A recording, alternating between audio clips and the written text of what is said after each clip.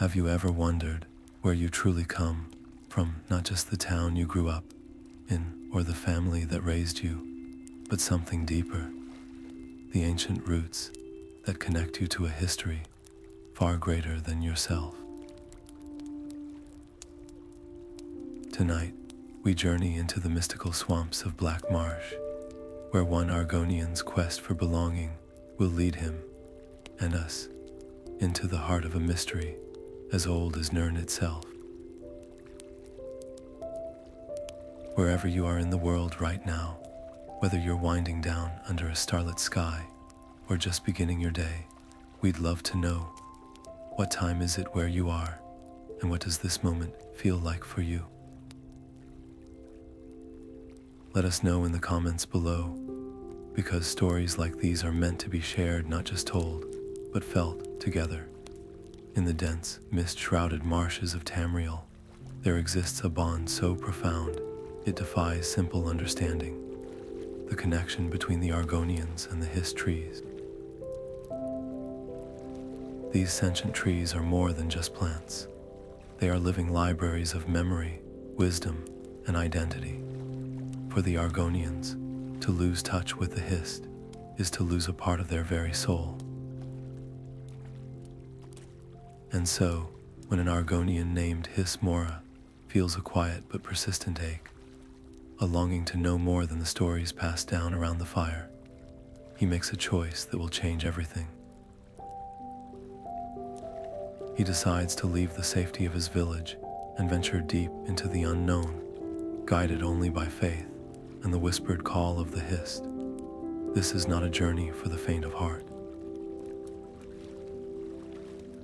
The swamps of Black Marsh are treacherous, filled with sinkholes, poisonous flora, and creatures that watch from the shadows with hungry eyes. But Hiss-Mora knows that what he might discover is worth any risk. Success could reveal the true origins of his people, the beautiful, complex tapestry of how lizard folk became sentient beings, bound to the Hist in a dance of mutual survival. But failure could mean losing himself entirely, swallowed by the swamp, or worse, forgetting who he was meant to be. So tonight, we follow him.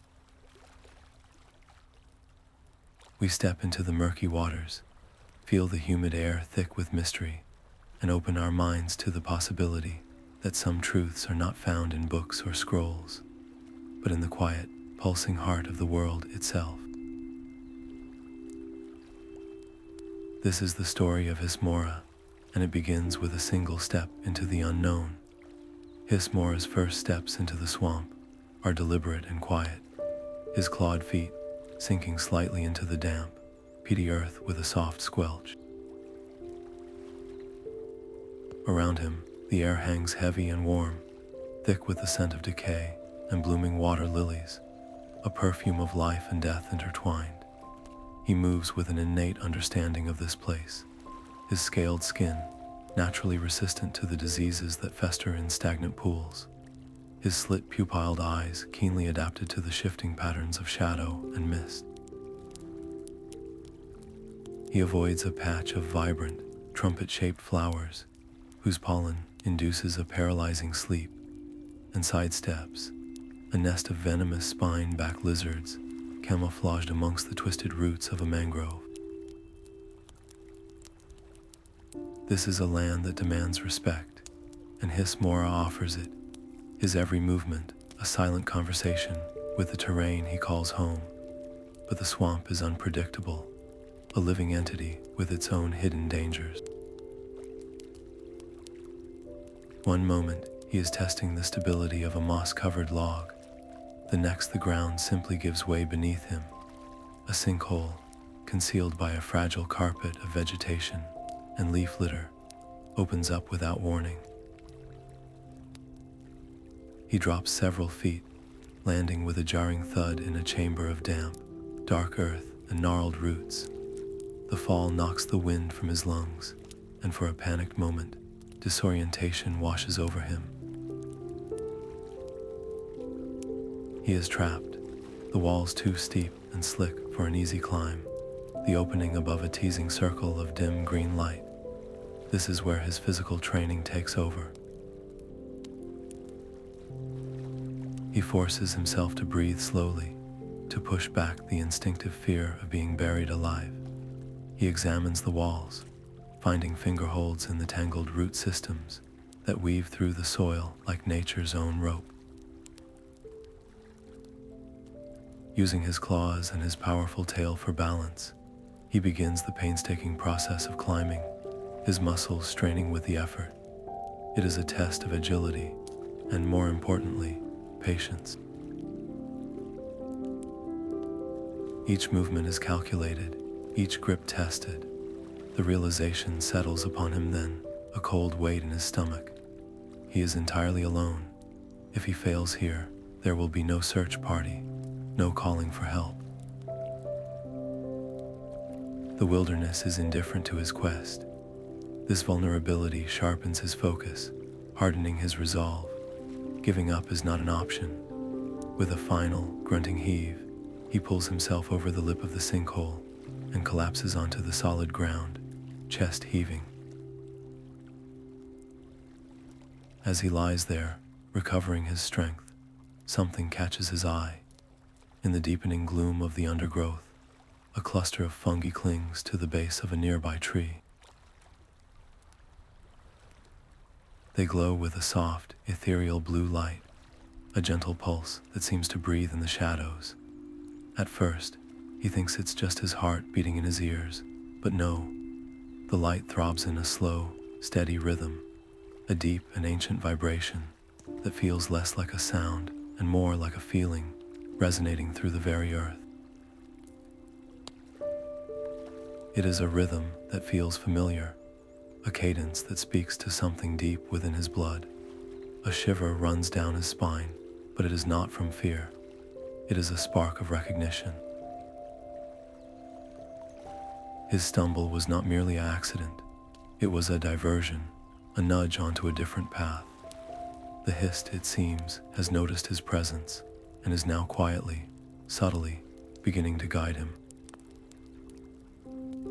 That soft, rhythmic pulsing becomes his only compass in the deepening twilight of the swamp. Hiss-Mora moves toward it, drawn by a pull he feels in his very bones, each step taking him further from the familiar and deeper into the realm of the ancient. The glowing fungi cluster more densely the further he goes, their gentle blue light pushing back the shadows, creating a winding trail that feels both alien and intimately known. The air itself seems to change, growing stiller, heavier, charged with a quiet energy that raises the fine scales along his arms. And then, the path opens into a small, hidden clearing. At its center lies a pool of water, so still, it appears like a sheet of dark glass. Yet its surface shimmers with a silvery, otherworldly light that seems to emanate from the depths below, casting dancing reflections on the surrounding foliage. It is a place of profound silence and startling beauty, a secret pocket of the world untouched by time. Exhausted from his ordeal and parched from his climb, Hiss-Mora kneels at the water's edge. His reflection looks back at him, a weary Argonian, far from home, his eyes holding a question he cannot yet voice. He cups his hands, dips them into the cool water, and brings it to his lips. The moment the water touches his tongue, the world dissolves around him. It is not a violent shift, but a gentle slipping away of reality. He is no longer in the clearing. He stands amidst a gathering of Argonians from a forgotten age, their scales patterned differently, their tools carved from bone and obsidian. They are gathered around the base of a colossal, breathing Hist tree, their heads bowed not in submission, but in deep, resonant communion.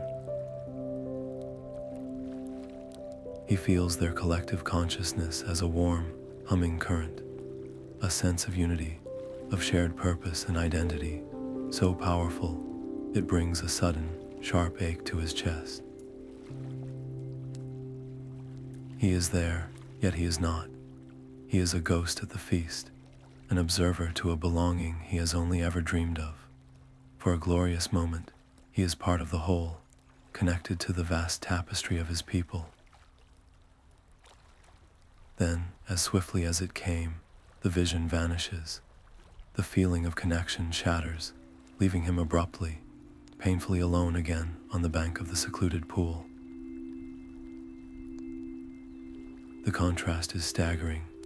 The profound sense of belonging makes his current isolation feel infinitely deeper, a hollow echo in the vast silence of the swamp. That fleeting taste of unity was not a gift. It was a glimpse of what he lacks, a highlight of the very emptiness that drove him from his village. A low growl of frustration rumbles in his throat. This is not enough. A momentary vision cannot satisfy the deep, aching need to understand his place in the world. It only fans the flames of his resolve, hardening his determination to find the source, to stand before a living Hist tree, and not just witness communion, but to truly partake in it. This is no longer a curiosity or a personal quest. It has become a necessity. He will find the Hist, or he will be forever lost in the space between what is and what could be. His renewed determination sharpens his senses, making him look at his surroundings with new eyes.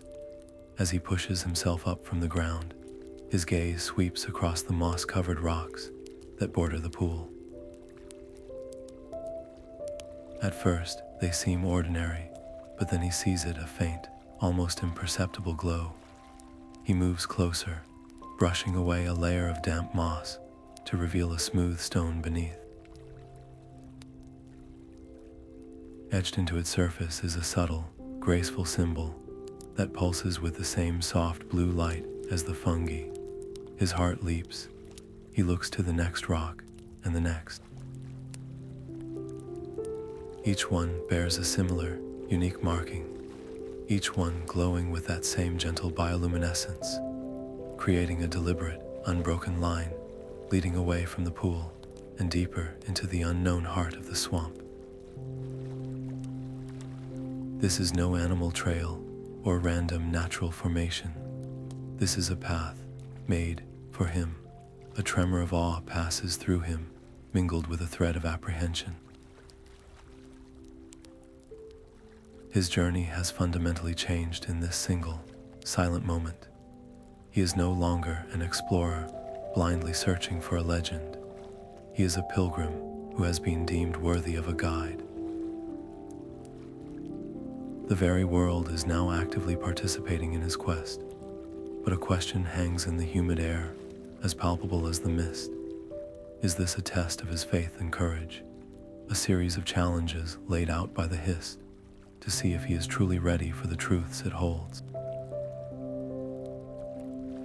Or is it a welcome, a benevolent hand reaching out to guide a lost child back to the hearth? He cannot know the answer. He can only choose to trust. With a deep, steadying breath that fills his lungs with the scent of wet earth and ancient magic, Hiss-Mora takes the first deliberate step onto the luminous trail, leaving the secluded pool behind and surrendering his path to the wisdom of the trees. The luminous trail of glowing stones does not lead Hiss-Mora on an easy path. It winds ever deeper into a part of the swamp where the very air changes, becoming a palpable, heavy mist that clings to his scales and muffles the world around him. The familiar chorus of croaking frogs and chittering insects fades, then vanishes completely, swallowed by an oppressive, eerie silence. The bioluminescent guide stones now mark a route into a dense, almost impassable thicket, a wall of vegetation so tangled and dark, it seems to actively bar his way. Here, the vines are not mere plants. They are thick, woody cables woven with thorns, draped with moss that feels strangely cold to the touch, creating a barrier that feels both ancient and intentional. Understanding that his guided path requires his own effort to complete, Hiss-Mora unsheathes the natural claws on his hands. The first swipe at a thick, ropey vine is met with surprising resistance. It feels less like cutting a plant and more like slicing through a tough, fibrous muscle. A sharp, almost electric jolt runs up his arm with the first cut, a sensation that is neither wholly painful nor pleasant, but undeniably sentient. Each subsequent slice is a struggle, the vines seeming to tighten their grip on each other, weaving themselves tighter as if to defy his progress. This physical labor quickly transforms into something far more symbolic. It is no longer just about clearing a path. It is his struggle to penetrate the deep, guarded mysteries of his own heritage. With every vine that falls, he feels a dual sensation washing over him. There is a profound, deepening connection to the land, a sense that he is physically engaging with the history woven into this very soil. But intertwined with that connection is a sharp, unnerving sense of intrusion, a feeling that he is an uninvited guest, tampering with things he does not yet understand. The heavy, watchful silence of the swamp is no longer empty. It feels like a judgment, a patient, ancient gaze weighing his every move, assessing his worthiness to proceed. The feeling of being an outsider in his own ancestral home becomes overwhelming. He pauses, his chest heaving from the effort, and looks at the wall of thorns still before him. A memory surfaces, a half-remembered tale from an elder about the old ways, about how the swamp does not respond to force, but to respect. It is an instinct, a deep-seated knowing that rises from a place older than his own conscious thought. He makes a choice. Holding up one clawed finger, he pricks the tip, watching as a single, dark drop of his blood wells to the surface. This is not a grand offering, but a simple, personal one, a sign of respect, a recognition that he asks for entry, not demands it. He lets the drop fall onto the roots of the thicket at his feet. The effect is immediate and astonishing. The blood does not soak into the soil.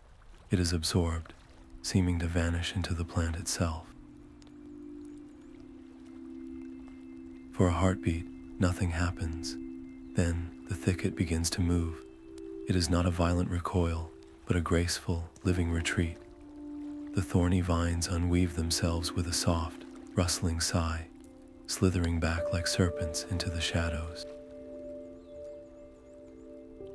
The dense wall parts directly before him, not just creating a gap, but revealing a perfectly circular clearing that was utterly hidden moments before. The air in the newly revealed space shimmers, charged with a potent, silent energy. This simple act of ritual sacrifice has changed everything. The stakes of his journey are no longer just about personal discovery. They are about proving his reverence. The Hist does not simply give its secrets to the curious. It offers them to the respectful, to those willing to engage in the ancient dialogue of give and take. Hiss-Mora stands at the threshold, the eerie silence now feeling expectant rather than hostile. He takes a final, steadying breath and steps into the open space, his senses on high alert, knowing with absolute certainty that the physical challenges are behind him, but the greater, more profound trials are just about to begin. The clearing Hiss-Mora has entered is not the empty sanctuary he first perceived. As the last of the thorny vines settles back into place behind him, a new tension prickles the air, one far more immediate than the ancient, watchful energy of the swamp itself. From the deep shadows beneath the sprawling canopy, figures emerge.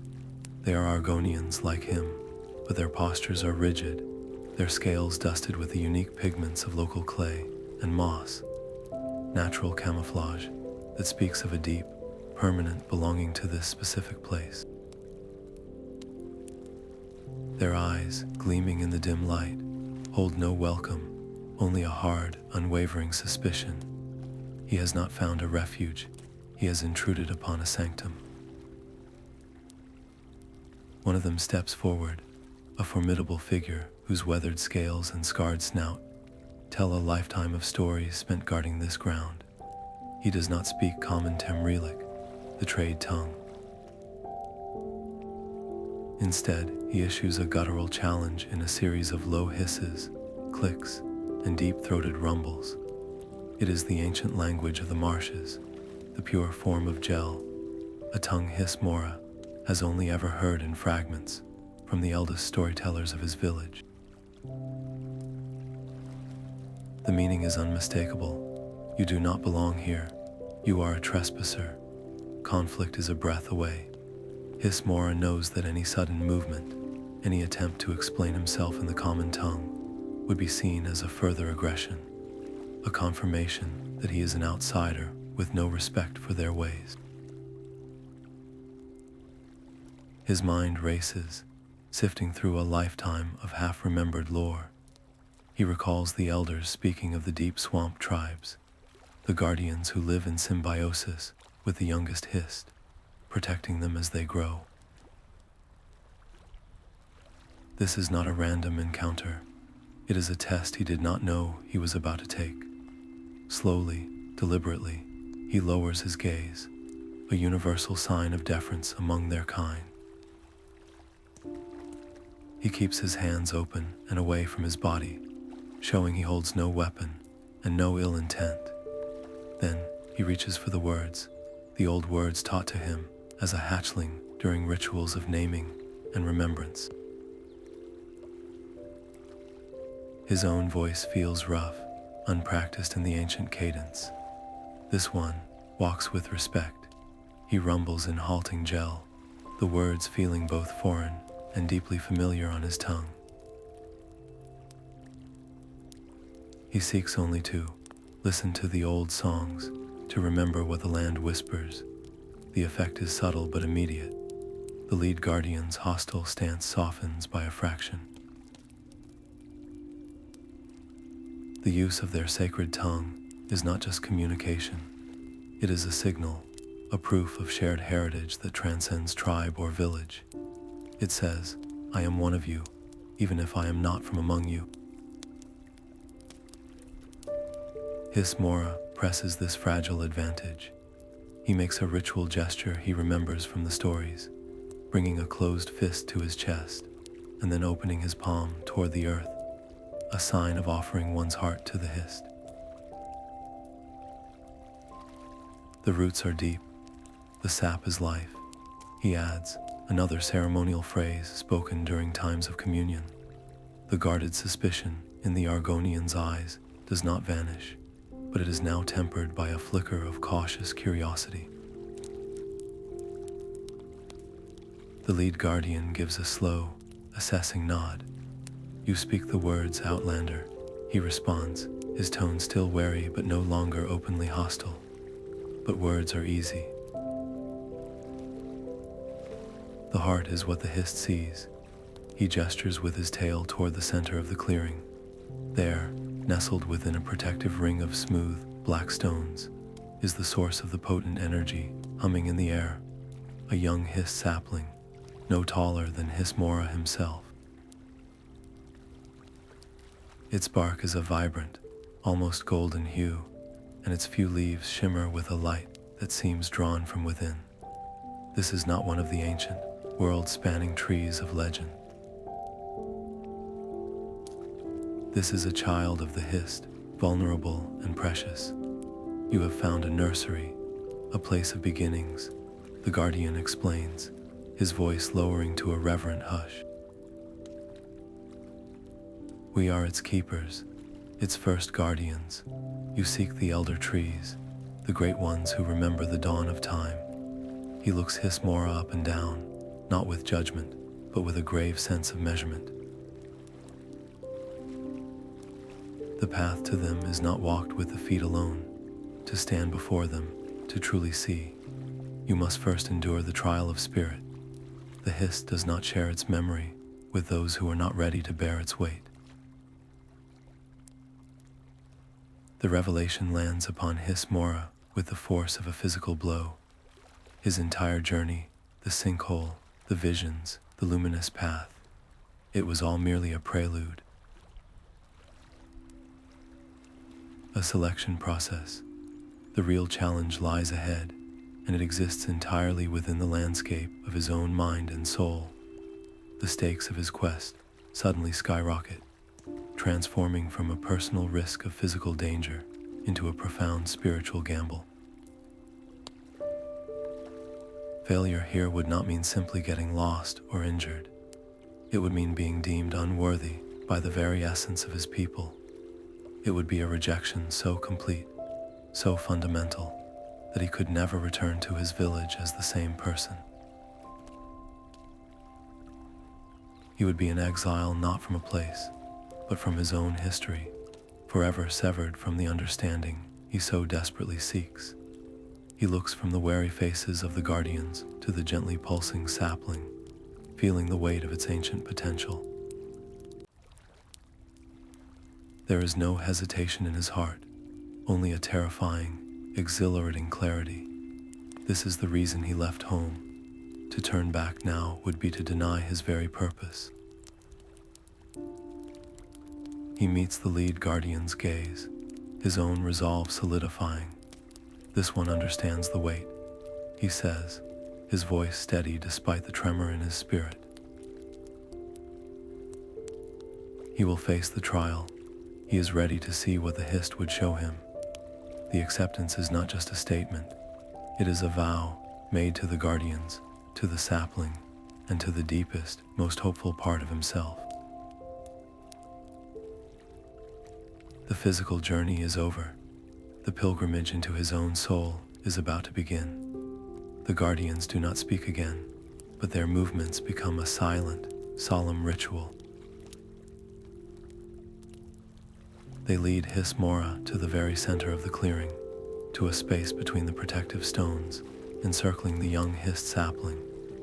The air here is thick and sweet, humming with a low frequency that vibrates through the soles of his feet and into his very bones. One of the guardians produces a shallow bowl, carved from a single piece of dark, polished wood. From a pouch at his side, he carefully pours a measure of thick, amber liquid into it. This is not the raw, flowing sap of a mature tree.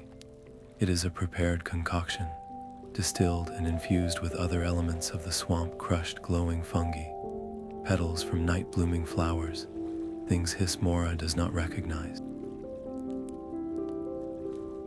It is a key, crafted to unlock a specific door within the mind. The lead guardian offers the bowl to Hiss-Mora, his expression unreadable, but his eyes holding a gravity that speaks volumes.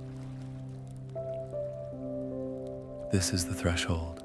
There will be no more guides, no more physical challenges. The next part of the journey is one he must take completely alone, within the landscape of his own spirit. A cold thread of doubt wins its way through his resolve. What if he is not strong enough? What if the vision consumes him, scattering his identity like leaves in a storm, leaving him a hollow shell lost between memory and reality? The fear is paralyzing, a primal urge to refuse the offering, to turn and flee back to the familiar uncertainties of his old life. But then he looks past the bowl to the young Hist tree. Its leaves seem to tremble, though there is no wind, and for a heartbeat, he feels not a judgment, but an invitation. It is an ancient, patient presence, waiting to share a story that is also his own. This is the moment his entire life has been moving toward. With a final, steadying breath that feels like an acceptance of fate. He pushes the fear down. He chooses not to resist, but to surrender. He takes the bowl, brings it to his lips, and drinks. The world does not fade, it explodes. The taste is indescribable. A flood of earth, of life, of time itself. Then the clearing vanishes. He is no longer standing. He is tumbling through a vortex of light and sensation. A passenger in a vessel, hurtling backwards through epochs. He feels the scorching heat of a primordial sun on raw, leathery skin that is not his own. He experiences the simple, driving instincts of a small, skittering lizard, the fear of shadows, the pursuit of prey, the bliss of warm stone. It is a consciousness devoid of thought, pure existence. Then, a new sensation begins to seep into this primal reality. It is a song, not heard with ears, but felt in the blood. A deep, resonant hum that originates from towering, alien trees. The song calls to him, to all of them. It is an offer, a question. He feels the change not as a sudden explosion, but as a gradual awakening spread over countless generations. The simple lizard mind begins to complexify. Curiosity sparks where there was only instinct. The crude clicks and hisses used for warning begin to shape themselves into patterns, into meaning. He feels the first terrifying, glorious moment of true self-awareness, the realization of being a separate entity, yet profoundly connected to the song and to the others hearing it. He is living the birth of the Argonians, the moment the Hist sap mingled with their biology and cradled them into sentience. It is a moment of breathtaking, beautiful unity, a species waking up together, their minds cradled in the benevolent consciousness of the trees. But the vision does not stop with this genesis. It flows onward, and the unity fractures. He experiences the great schisms, the painful divisions as tribes formed and scattered across the marshes. He feels the bitter sting of territorial wars fought between kin, the grief of brothers turned enemies, all while the Hist song continues its patient, eternal call in the background, a lament for the unity that was lost. He lives through moments of incredible cultural flourishing, the development of art, architecture, and complex gel language, and moments of deep despair as some tribes turned away from the trees entirely, seeking their own path and severing that sacred bond. He feels every joy and every sorrow as if it were his own memory, because in a way it is. It is the memory of his people, stored in the sap, and now it is flooding into him. The sheer weight of it is crushing. The torrent of lives, of emotions, of millennia, compressed into a single moment, threatens to shatter his own sense of self. He is drowning in awe and history. The fear returns, a desperate clawing for the surface of his own identity. He could let go, allow himself to dissolve completely into this vast, oceanic consciousness. It would be so easy, an end to the struggle of being one small, lonely self. But then he remembers the ache that brought him here, the hollow feeling of not knowing. To let go now would be to fail. He makes his choice. Instead of fighting the current, he opens himself to it. He stops trying to hold on to Hiss-Mora and allows himself to simply be the experience. He embraces the joy, the pain, the unity, and the division, accepting it all as part of the whole. In that act of total surrender, a profound shift occurs. The overwhelming flood becomes a harmonious river. He is no longer drowning, he is swimming. He understands now. The Hist is not just a tree, or a god, or a library. It is the cradle. It is the silent, patient gardener that nurtured a scattered species into a people. It is the anchor that holds the collective soul of the Argonians, a constant amidst their ever-changing history.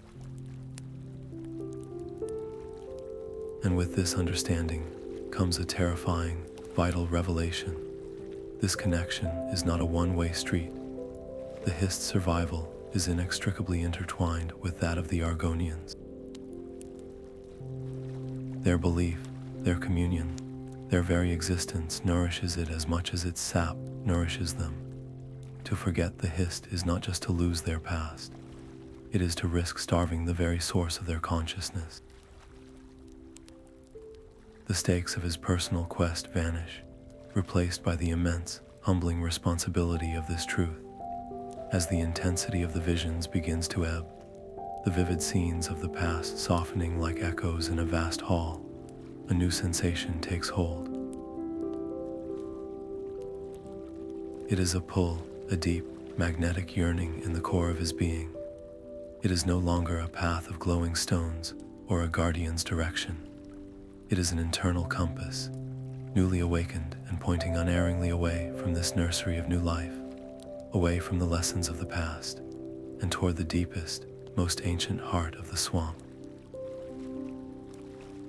The call is no longer a whisper on the wind. It is a thrum in his blood, a harmonic resonance with something vast and old and waiting. The eldest Hist trees are there. They have witnessed everything he has just lived, and they hold even deeper mysteries. His journey is not over. It has only truly begun.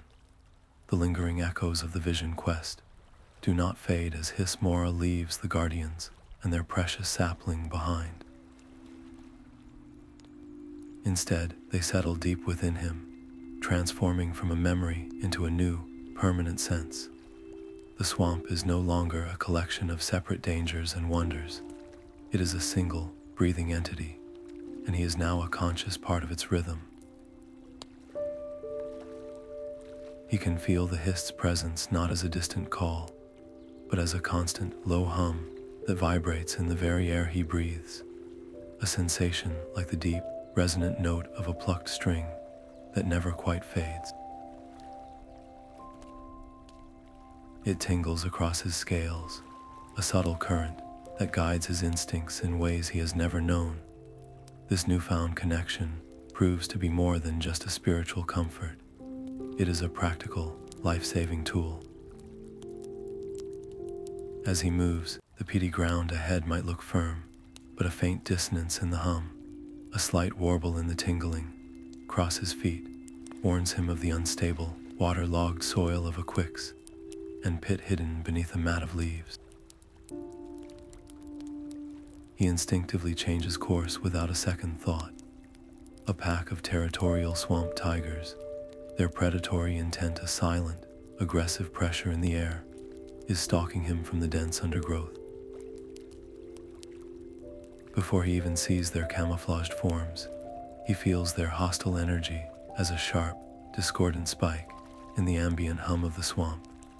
He simply stops moving, allowing the deep, calming resonance of the Hist's presence to flow through him and project an aura of harmless belonging. The tigers pause, their low growls fading into confused snuffles before they eventually melt back into the shadows, no longer seeing him as prey or a threat, but merely as another part of the landscape. His journey is no longer a struggle. It is a harmonious navigation, a dance where his partner is the land itself. This serene flow is shattered by a sound that is utterly foreign to the swamp's symphony, a weak, pained moan of despair. It is a sound born of a voice box, not designed for the humid air of Black Marsh. Following the distressing noise, Hiss-Mora pushes through a curtain of hanging vines and finds the source of the sound. Curled in a fetal position at the base of a tree is a figure that stands out starkly against the greens and browns of the marsh. It is a young imperial man, his travel-worn robes torn and muddy, his leg bent at a sickening, unnatural angle. A scattered pile of books, a shattered magnifying glass, and a waterlogged journal speak of his profession. A scholar, an academic, hopelessly out of his depth. The man's eyes are glazed with pain and fever, and he flinches as Hiss-Mora approaches, a fresh wave of terror washing over his face at the sight of the formidable Argonian. A cold, hard knot of conflict tightens in Hiss-Mora's stomach. The vision he just experienced was not just a history lesson, it was a warning. It showed him the pain of division, the exploitation by outsiders who saw the Argonians and their secrets as curiosities to be studied or resources to be claimed. This imperial, this outsider, represents everything his people have learned to fear. To help him is to risk everything. This man carries ink and parchment, tools of recording. If he were to survive and tell of this place, of the path that leads to the Hist, it could bring armies of scholars, treasure hunters, and colonizers down upon the most sacred heart of Black Marsh. The safe choice, the choice that echoes the isolationist instincts of many tribes, is clear. Turn away. The swamp is merciless. It would claim this lost soul, as it has claimed countless others before him. His quest for the elder trees is too important to risk for a stranger, but as he looks at the man, he does not see a threat or an invader. He sees a creature in profound suffering, alone and terrified, much as he himself had felt just hours before in that sinkhole. The Hist's visions had also been filled with moments of profound connection and empathy, the very foundations of their society. To leave him would be to reject that core teaching, to prioritize secrecy over compassion. It would be to become as hardened and guarded as the stones of the clearing, and that is not the kind of strength the vision revealed to him. The Hist nurtures life. It does not callously discard it. After a long, silent moment of internal struggle, his decision is made. He will help. He approaches slowly, keeping his movements calm and deliberate. He speaks in a low, gentle rumble, using the common tongue. Be still. Your leg is broken. He sets aside his pack and begins to work, using his knowledge of the swamp to find straight, strong branches for a splint and medicinal mosses, with natural antiseptic properties to pack around the wound. As he works, tending to the scholar with a surprising gentleness, he knows that aid alone is not enough. There must be a boundary, a protection for the secrets he guards. Once the man's pain has subsided enough for him to think clearly, Hiss-Mora fixes him with a steady, intense gaze, his slit pupilled eyes holding the man's terrified own. You will live, he states, his voice leaving no room for argument. But this place and the path that brought you here must remain your secret. You will vow it. You will speak of this to no one, not to your order, not in your journals. This memory will die with you. Do you understand? Your life for your silence. The scholar, overwhelmed by pain, fear, and now a dawning hope, nods fervently, his voice a ragged whisper as he swears the oath. It is a tense, fragile pact built on desperation and mercy. In this act, Hiss-Mora's understanding of his role deepens. He is not just a seeker of truth. He is now its guardian, forced to make impossible choices to protect it. He has introduced a variable, an external threat, into the sanctity of his quest. But as he secures the splint, a subtle change occurs in the environment. The ever-present hum of the Hist, which had remained a constant background sensation, suddenly shifts. It grows louder, more pronounced, vibrating through the trees and the soil with a new intensity. Is it a chorus of approval for his act of mercy, a recognition that he chose the path of life? Or is it a resonant warning, a deep thrum of alarm that he has allowed a potential key to their sanctum to live? The sound is ambiguous, holding both warmth and danger within its frequency, leaving Hiss-Mora to wonder if his compassionate choice has just safeguarded his people's future, or placed it in greater peril than any physical hazard ever could. Leaving the wounded scholar on a path that would eventually lead back to the fringes of civilization, Hiss-Mora felt the weight of his decision settle upon his scales like a fine, persistent mist. The act of mercy had been a test of its own, a lesson in the delicate and often contradictory dance between protecting the sacred and honoring the sanctity of all life.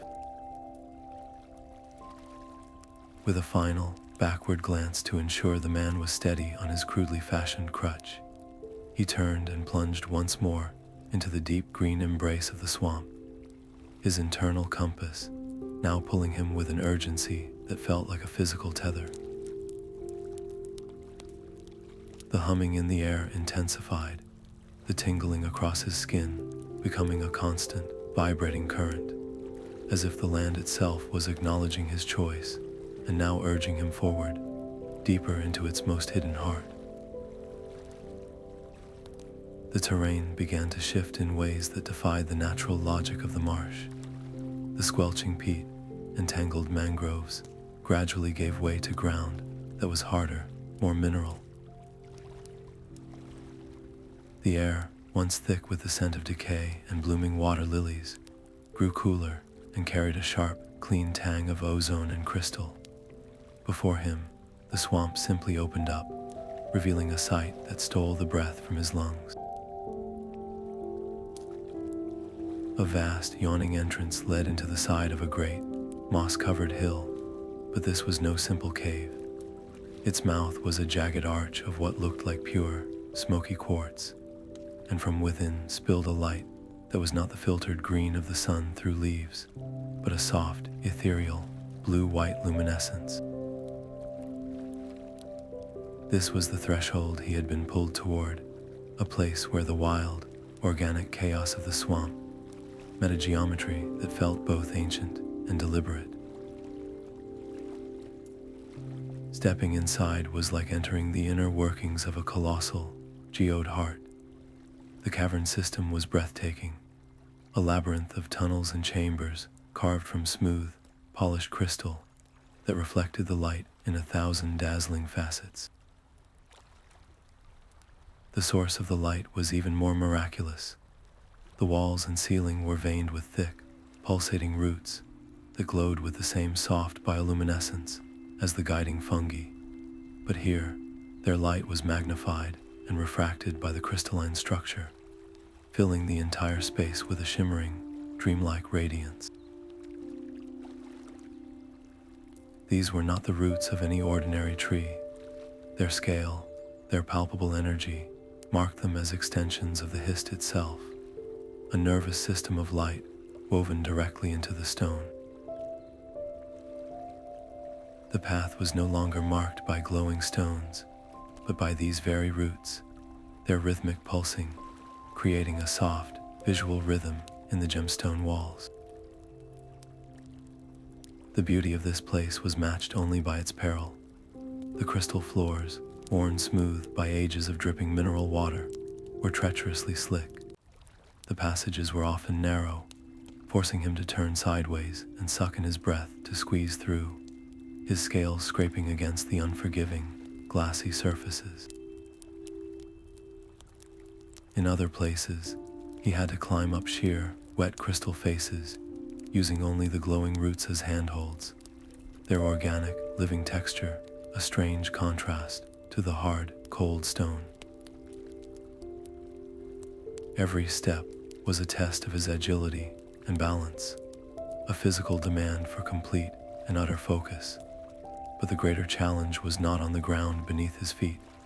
It was within the confines of his own mind.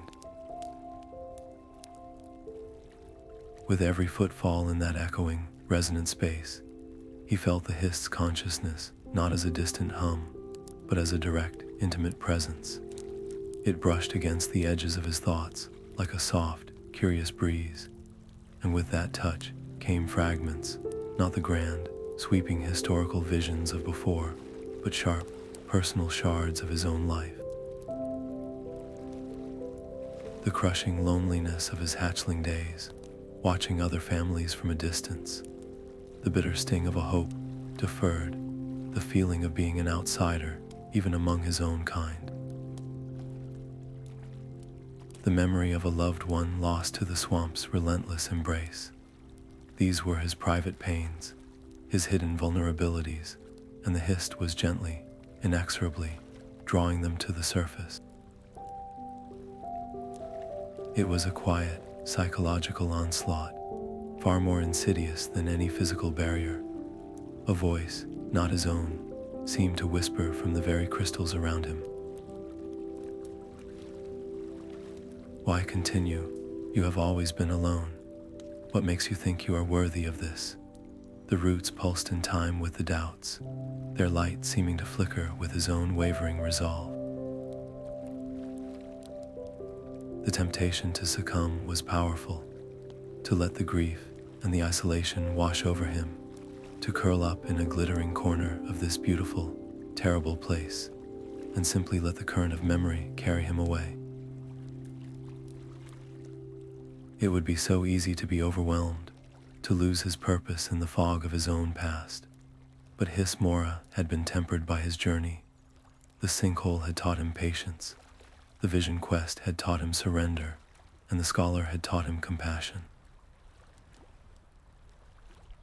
Now he called upon a new strength, mental resilience. He did not try to fight the memories or block out the Hist's probing touch.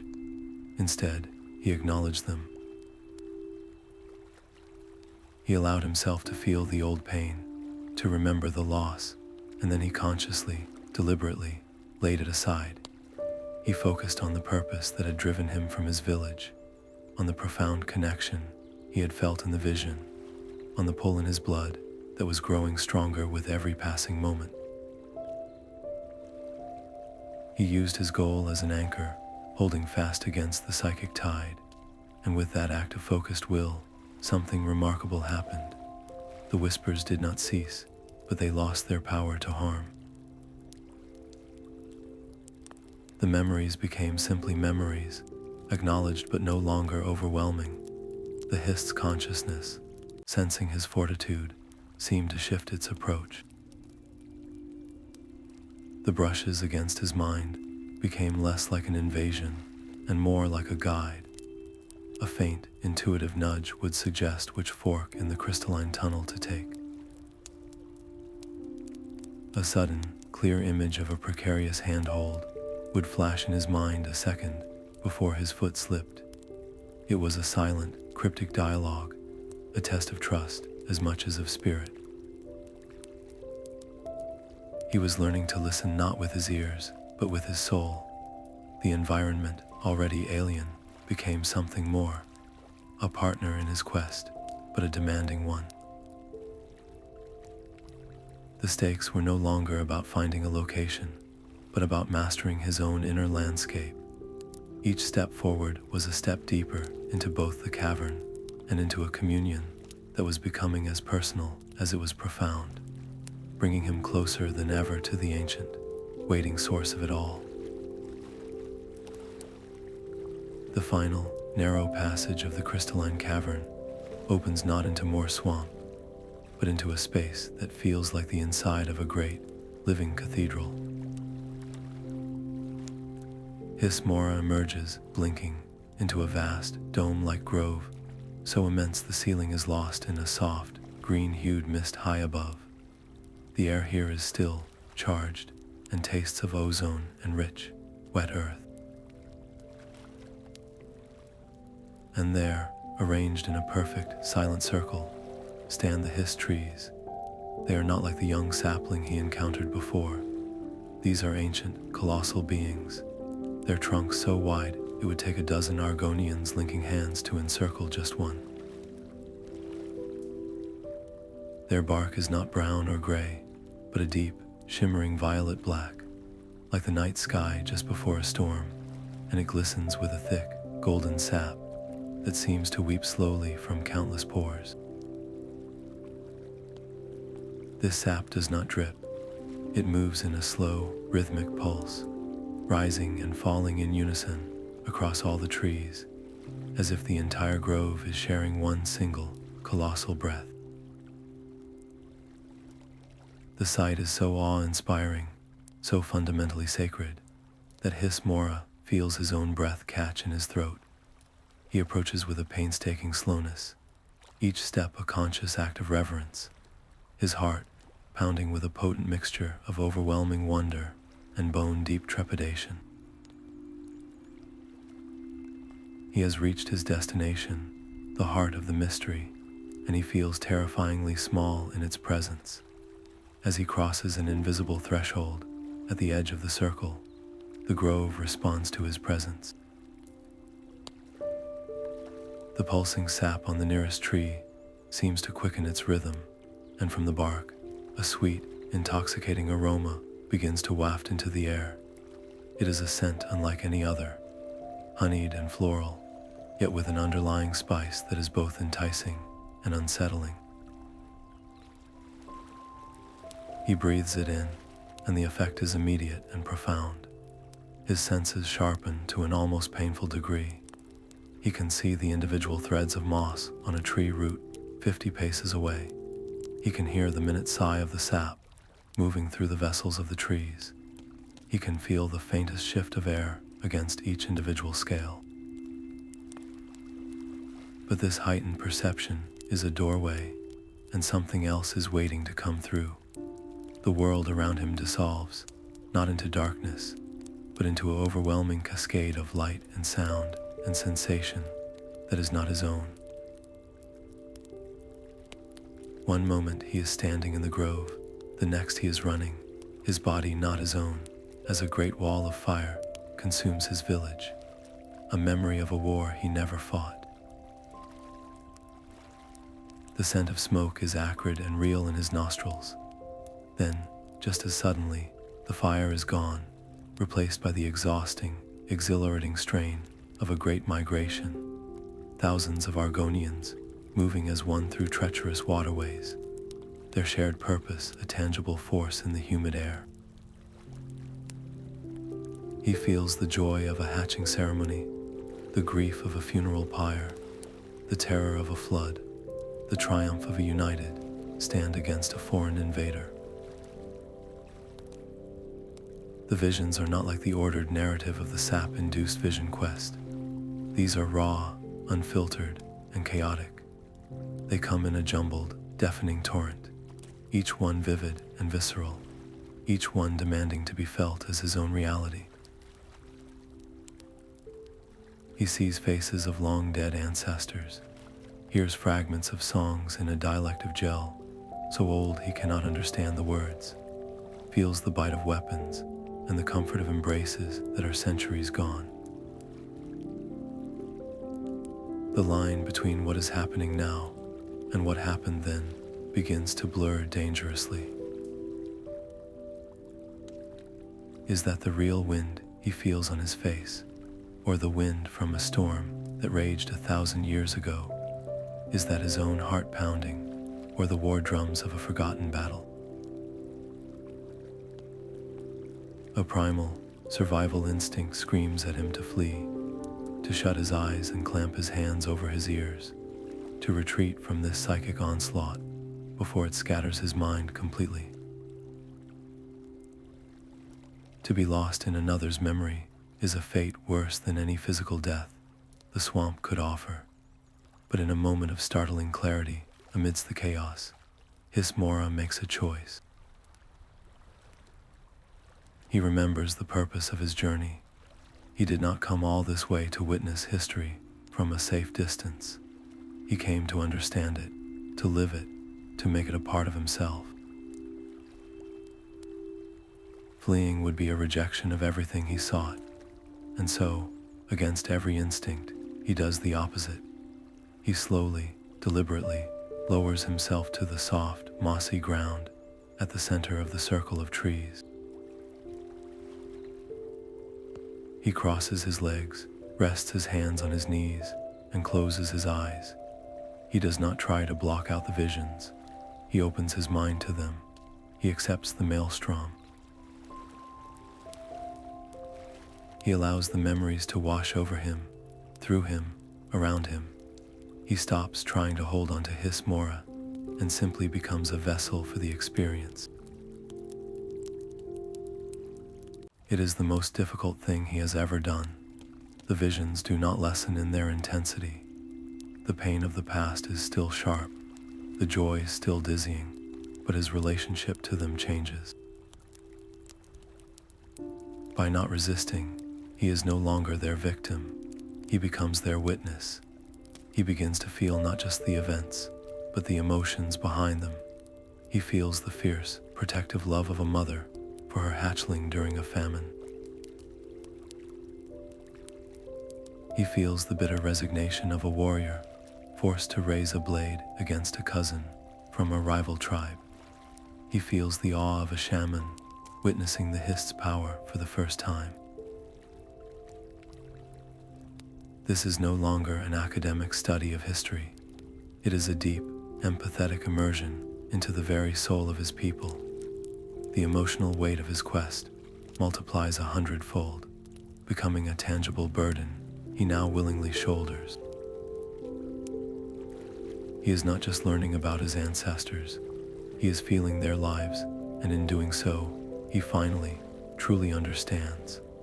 The Hist is not a passive library, a simple storehouse of facts and events recorded in its sap. It is a living embodiment of memory itself. It does not hold the past.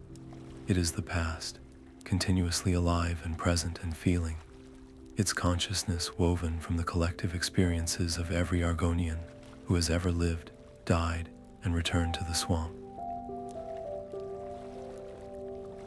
To commune with the Hist is not to read a book. It is to step into the river of time and become one with its current.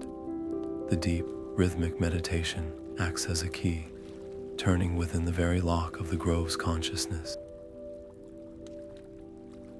As Hiss-Mora sits, his mind open and his spirit laid bare, the ancient trees respond to his surrendered state. The golden, weeping sap that had pulsed in unison on their bark begins to flow more freely, no longer merely coating the trunks, but now seeping from them in earnest, a slow, deliberate ooze that gathers upon the mossy ground. It does not pool like ordinary liquid. It moves with a purpose, a silent, shimmering tide that flows toward him, encircling him, until he sits at the center of a growing, placid mirror of liquid gold. The intoxicating aroma intensifies, now a thick, sweet fog that feels like breathing in memory itself. Drawn by a force beyond curiosity, Hiss-Mora looks down into the radiant pool at his feet. He expects to see his own reflection, the weary, scaled face of a lone seeker from a small village, but the image that forms is not his own.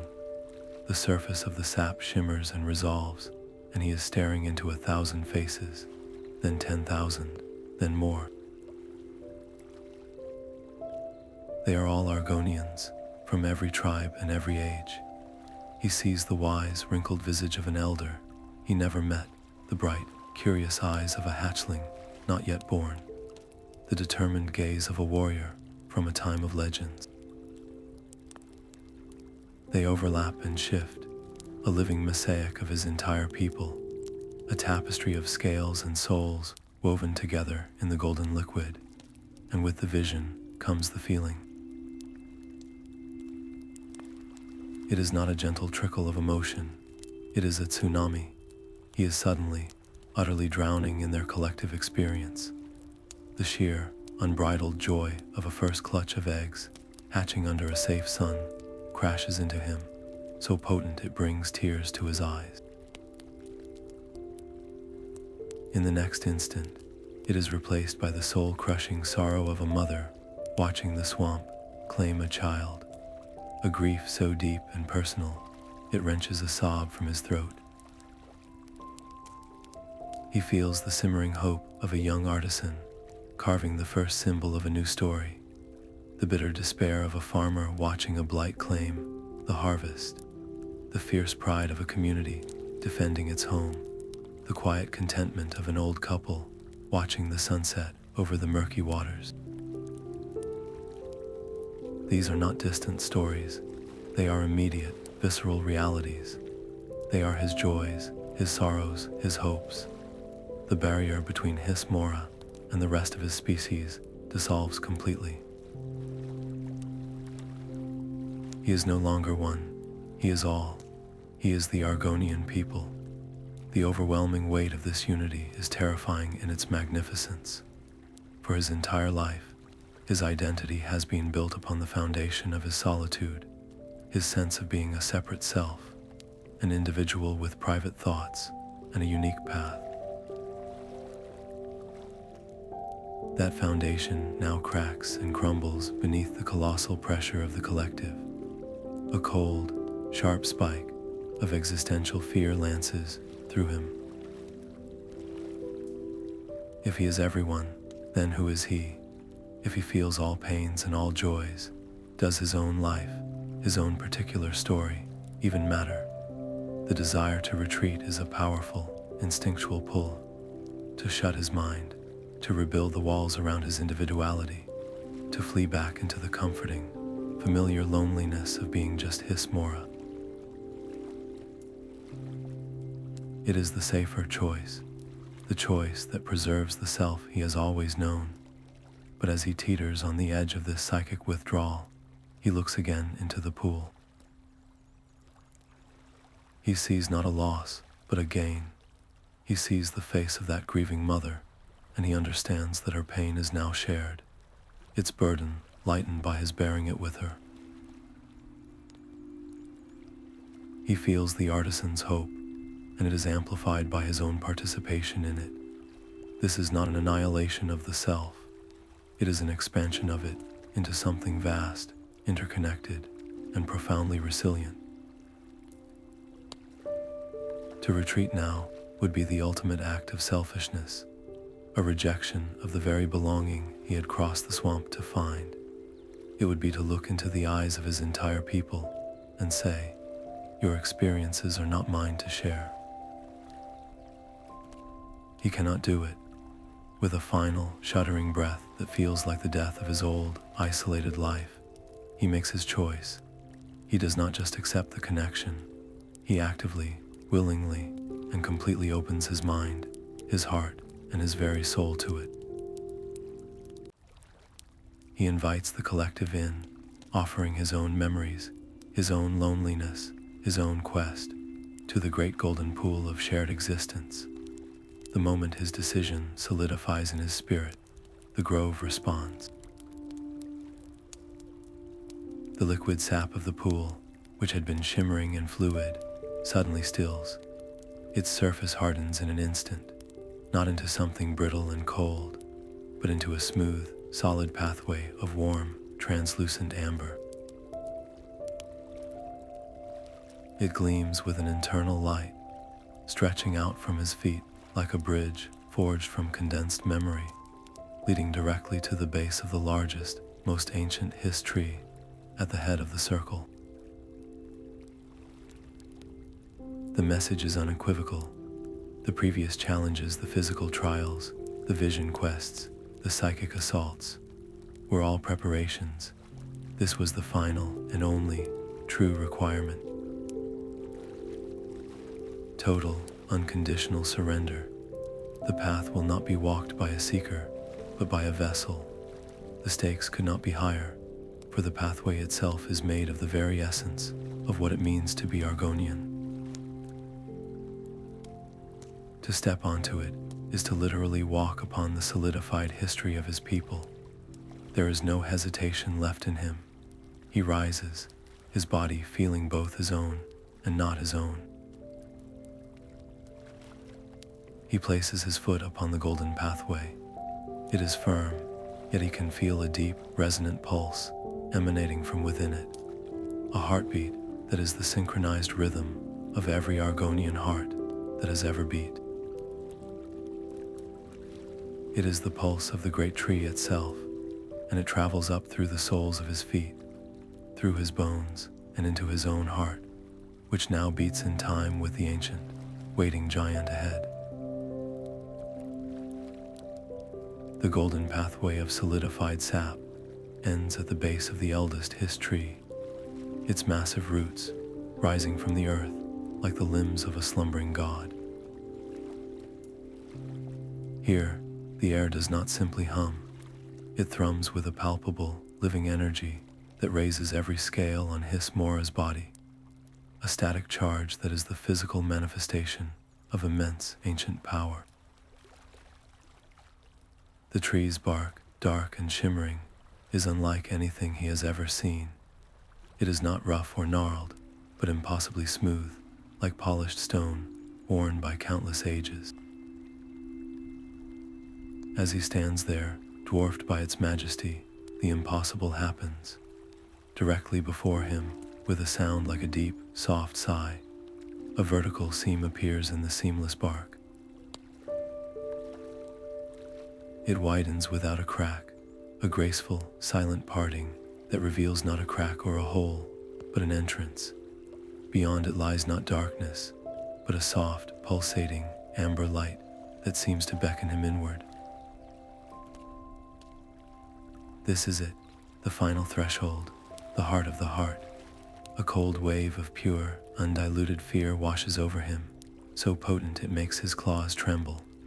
This is no longer about curiosity, or even a quest for belonging. To cross this threshold is to willingly step into the unknown core of a consciousness that predates his entire species. He knows, with a certainty that feels as solid as the ground beneath his feet, that the Argonian who enters will not be the same one who emerges. He could lose himself entirely, his identity dissolved like a drop of rain in this vast, golden ocean. Every instinct for self-preservation screams at him to turn back, to be content with the visions and the glimpses, to return to his village a changed man, but still, fundamentally, himself. But then he remembers the aching loneliness that started this journey.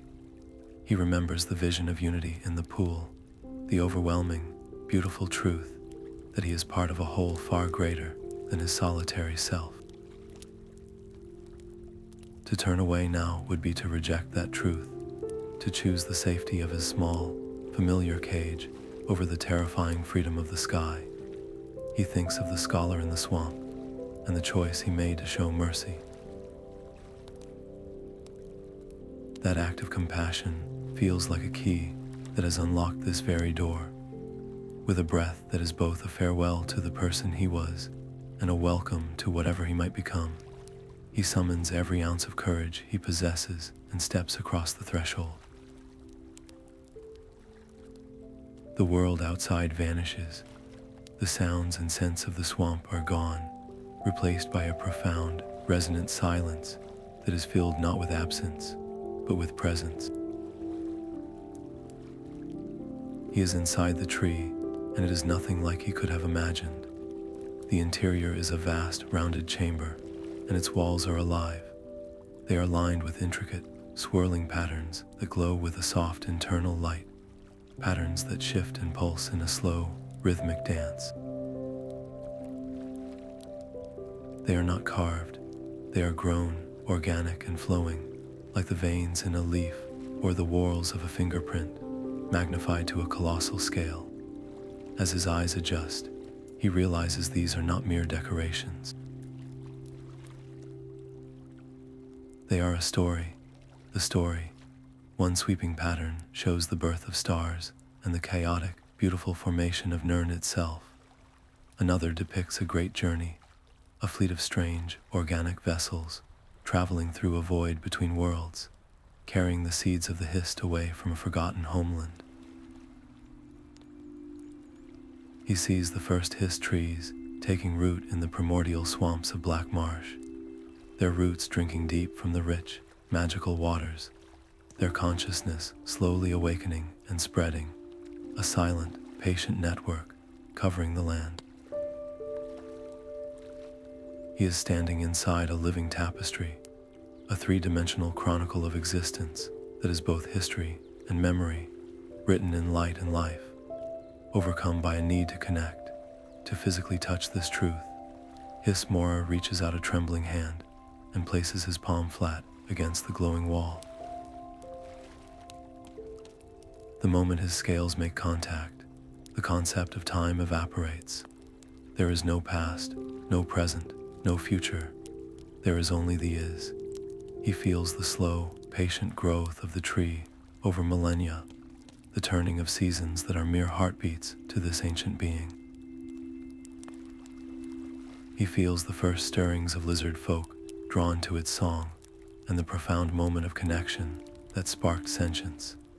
It is a feeling of immense, timeless stability, a deep, eternal comfort in simply being. He is not just Hiss-Mora and Amor. He is a leaf on a great, eternal tree, and his brief, flickering life is a part of its endless, steady growth. Yet, intertwined with that profound comfort is the equally potent terror. His own identity, his personal memories of his village, his loneliness, his journey. They feel infinitesimally small, fleeting, and insignificant against this backdrop of eternity. The tree's consciousness is not hostile.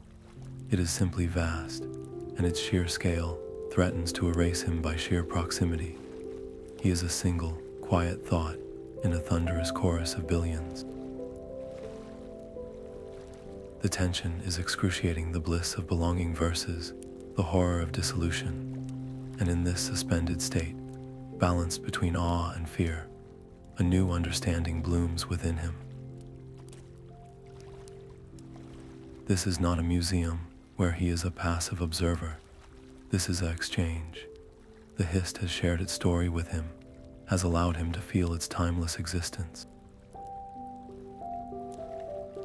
But a true relationship, a true communion, requires reciprocity.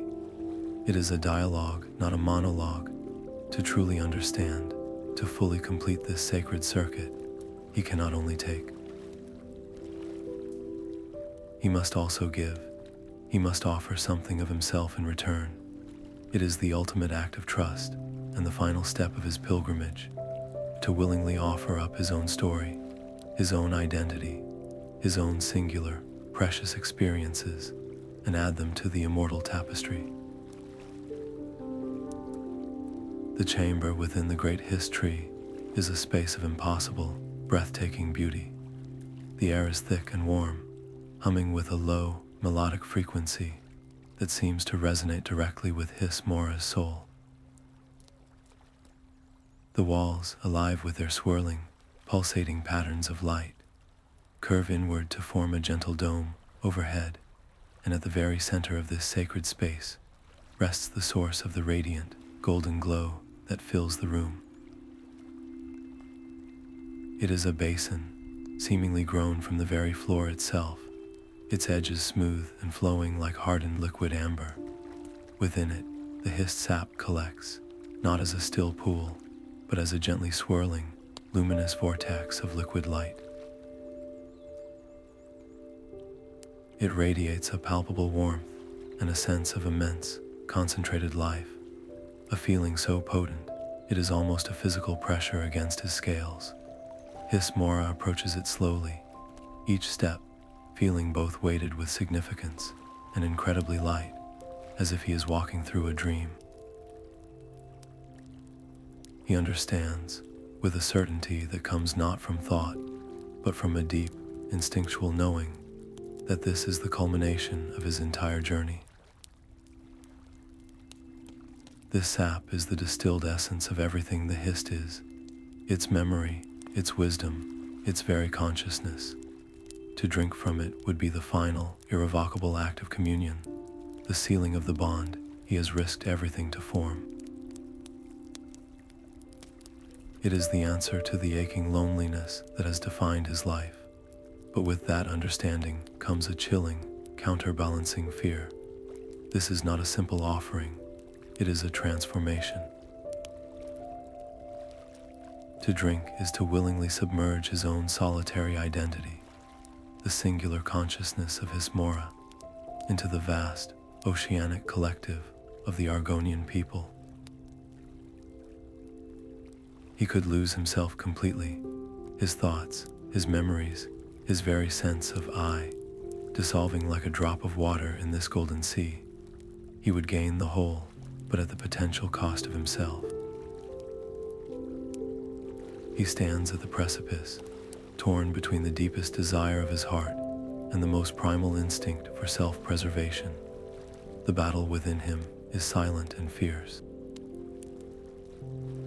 He looks into the swirling sap and sees his own reflection, distorted in its luminous surface. A lone Argonian, far from home, on the verge of obtaining everything he ever wanted and losing everything he has ever been. The fear is a cold knot in his stomach, whispering for him to retreat, to be content with the visions he has already received, to return to his village as a wise seeker, but still, fundamentally, himself. But then he remembers the profound emptiness that drove him into the swamp. He remembers the fleeting vision of unity by the pool, the crushing weight of shared history in the grove, and the timeless peace of the trees' embrace. That isolation feels like a smaller death than the one he now fears. To turn away would be to choose a known loneliness over an unknown unity. It would be to reject the very gift he has journeyed so far to receive. With a final, shuddering breath that is both an end and a beginning, he makes his choice. He pushes the fear aside, not with bravery, but with a surrender far more profound. He chooses trust. He cups his hands, dips them into the basin. The sap is warm and strangely viscous, clinging to his scales like liquid honey made of light. He brings his hands to his lips, closes his eyes and drinks. The moment the sap touches his tongue, the world detonates into pure understanding. It is not a vision or a feeling. It is a total, instantaneous immersion. He is no longer Hiss-Mora drinking the sap. He is the sap, and the sap is every Argonian who has ever lived. He is a hatchling taking its first breath in a sun-drenched nest, the warmth of the eggshell giving way to the warmth of a parent's embrace. He is a young hunter, heart pounding with a mix of fear and exhilaration, striking the decisive blow that will feed his tribe for a week. He is an elder, voice raspy, with age but spirit strong, weaving a tale of the old times for a rapt audience of wide-eyed young ones. He feels their struggles not as stories, but as his own immediate realities, the bone-deep exhaustion of building a village against the relentless push of the swamp. The searing pain of a wound from a territorial skirmish, the gut-wrenching grief of a mate lost to a sudden flood, but he also feels their triumphs with an equal, breathtaking intensity. The fierce joy of a hard-won victory against a common enemy, the quiet satisfaction of a well-crafted pot, its curves perfect under his hands, the overwhelming, unconditional love for a clutch of newly hatched eggs. The loneliness that has been a constant, cold companion within him for his entire life is suddenly, completely, and irrevocably filled. It is filled with the joy of 1,000 generations of mothers, the determination of 1,000,000 warriors, the curiosity of endless explorers, the wisdom of countless elders. He is not just connected to his people, he is his people. His individuality is not erased, but expanded, woven into a tapestry so vast and beautiful that his own solitary thread becomes invaluable precisely because it is part of the whole. But this great tapestry, this magnificent network of shared life and memory, is not shown to him as a perfect, untouchable thing. Woven into the golden light are darker threads, visions of a future that is not yet written but hangs in the balance. He sees the Hist trees not as mighty, pulsing sentinels, but as sickly, withered things, their bark stained with a creeping black blight that silences their song. He feels the sharp, alien pain of metal axes biting into their roots, the cacophony of machinery drowning out the ancient hum, the greedy hands of outsiders seeking to distill their sap into mere potions or poisons, stripping it of all its sacred meaning. And most painfully of all, he feels the slow, quiet tragedy of forgetting. He sees Argonians in distant cities, their scales dulled by stone and smoke, who speak only the common tongue and have never heard the true name of the Hist. He feels the connection thinning, fraying, as generations grow up without the stories, without the rituals, without the pilgrimage. The great, golden network begins to dim, its light fading not from a sudden attack, but from a long, slow neglect. The realization is a cold shock amidst the warm unity. The Hist's survival is not guaranteed by its own ancient power. It is a symbiotic relationship, a delicate balance. The Hist gives the Argonians their consciousness, their identity, their shared soul, but in return, it needs their memory, it needs their reverence, it needs guardians who will remember the old ways and protect the groves from the blight of exploitation and the slow decay of forgetting. The Hist is eternal, but it is not invulnerable. Its greatest weakness is the fading memory of its own children. This revelation lands upon Hiss-Mora with the weight of a sacred duty. The personal quest for belonging is over. He has found it in its most absolute form, but in its place, a new, greater purpose is born.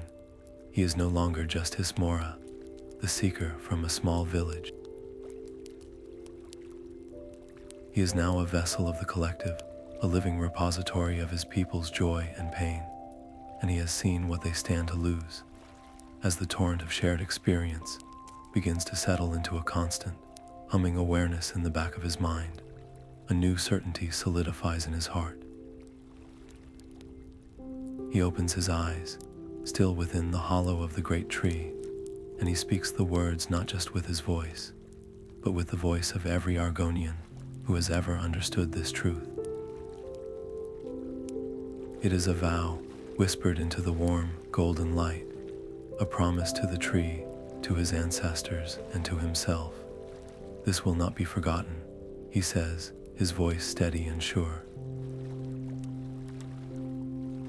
I will remember. I will make them remember. I will be a guardian of this truth. The stakes of his journey have just expanded from the personal to the prophetic, and his return to the world will now carry the weight of an entire culture's survival.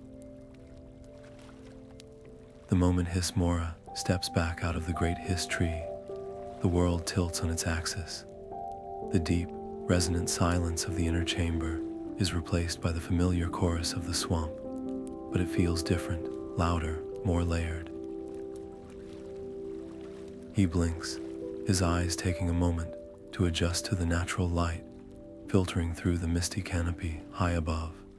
He expects it to be moments later, but his body tells a different story. A deep hunger gnaws at his belly, and a profound thirst parches his throat. His muscles, though not aching, carry the dull fatigue of days spent in stillness, not hours. Time, within the heart of the Hist, had flowed like sap, slow, golden, and utterly disconnected from the sun's passage in the sky above. He had been gone for days, perhaps even a week, lost in a communion that felt both eternal and instantaneous. Yet, this physical need is overshadowed by a profound, buzzing sense of renewal. He feels lighter, as if a weight he had carried his entire life has been lifted from his shoulders. He looks down at his arms, at the scales that have always been a dull, practical green for camouflage. Now, they shimmer with a subtle, almost hidden iridescence. When he moves, they catch the light in flashes of deep cobalt and emerald, as if dusted with the very essence of the golden sap. It is a quiet, physical mark of the transformation that has occurred within. His mind, once a room of solitary thoughts, now feels like a vast, open hall. His thoughts are not just his own. They are clear, expansive, and effortlessly connected to the world around him in a way that defies explanation. The cacophony of the swamp is no longer a random noise. It is a symphony, and he can now hear every individual instrument. This new awareness fundamentally reshapes his perception of the land he is standing on. The swamp is no longer a hostile, treacherous place to be conquered or survived. It is a vast, breathing, living network, and he can feel its every connection. He can sense the gentle pull of the Hist's roots, spreading like subterranean rivers beneath the peat, a humming web of consciousness that connects every plant, every pool of water, every creature.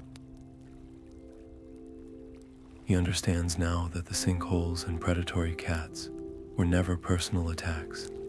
They were simply part of the ecosystem's balance, and now he can feel that balance, can sense its ebbs and flows like the tide. Navigating back is no longer a matter of guesswork or struggling to recall a path. He doesn't need to see the trail, he can feel it. The pull toward his village is a warm, familiar thrum in his blood, a harmonic resonance with the distant, smaller Hist, sapling that his community tends. He moves with an unerring, graceful confidence, his feet finding solid ground without looking, his body swaying around obstacles before they are even fully in view. This journey back becomes an active practice of his new understanding. He is no longer a seeker, focused solely on his own goal. He is a protector, a guardian, a conscious part of the network now, and he feels a deep, empathetic responsibility to all the other threads within it. He finds a young marsh hopper, a timid deer-like creature, trapped in a thicket of thorny vines, its panic a sharp, discordant spike in the ambient hum of the swamp. Where before he might have passed it by, focused on his mission, he now stops.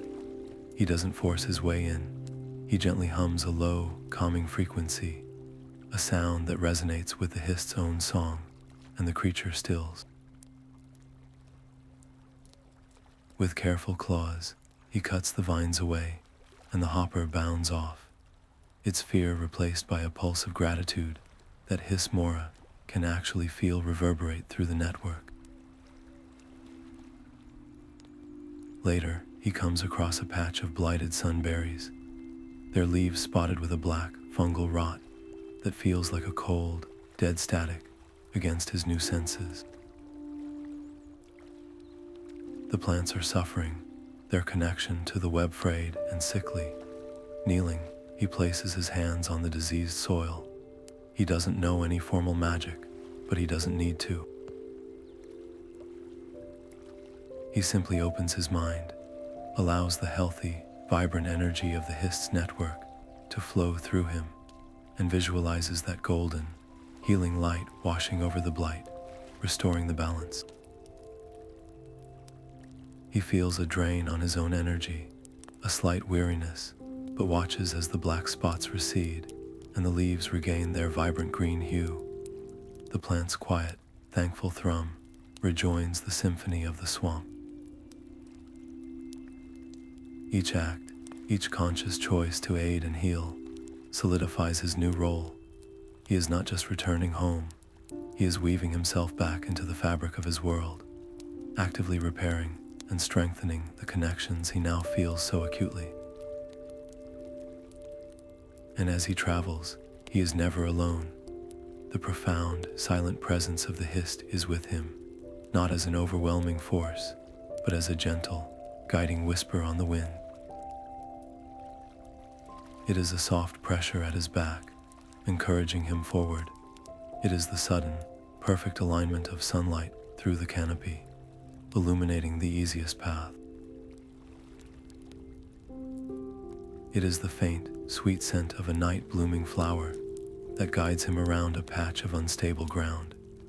It is a deep, resonant approval that settles in his heart, a sense of rightness that assures him he is walking the path he was always meant to walk. The village he once left, driven by a lonely ache, now calls to him not as a place of isolation, but as the next place he is needed, the next thread in the great web, waiting to be reconnected. The familiar sight of his village's woven reed huts and cooking fires should have brought a wave of relief, but as Hiss-Mora stepped from the dense tree line into the clearing, the air itself seemed to tighten. The journey back, once a harmonious flow through the living network of the swamp, now met the rigid wall of a different kind of wilderness, the guarded suspicion of his own people. He had been gone for days without word, and the Argonian who returned was not the one who had left. His scales held a subtle, otherworldly shimmer in the firelight. His movements were preternaturally calm and deliberate, and his eyes, once bright with restless curiosity, now held the deep, unsettling stillness of a bottomless pool.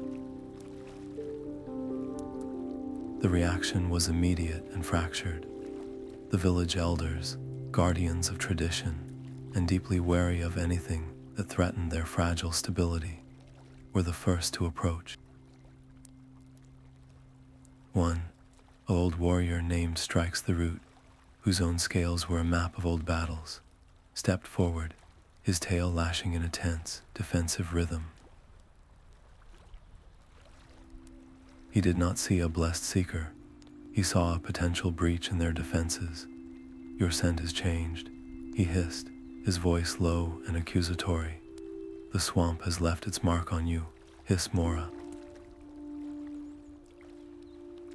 We have tales of those who wander too deep and return, hollowed out, corrupted by things that wear familiar faces.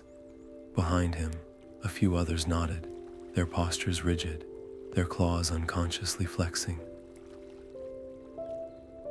They saw his peace as a threat, his newfound connection as a possible contamination, but not all looked upon him with fear.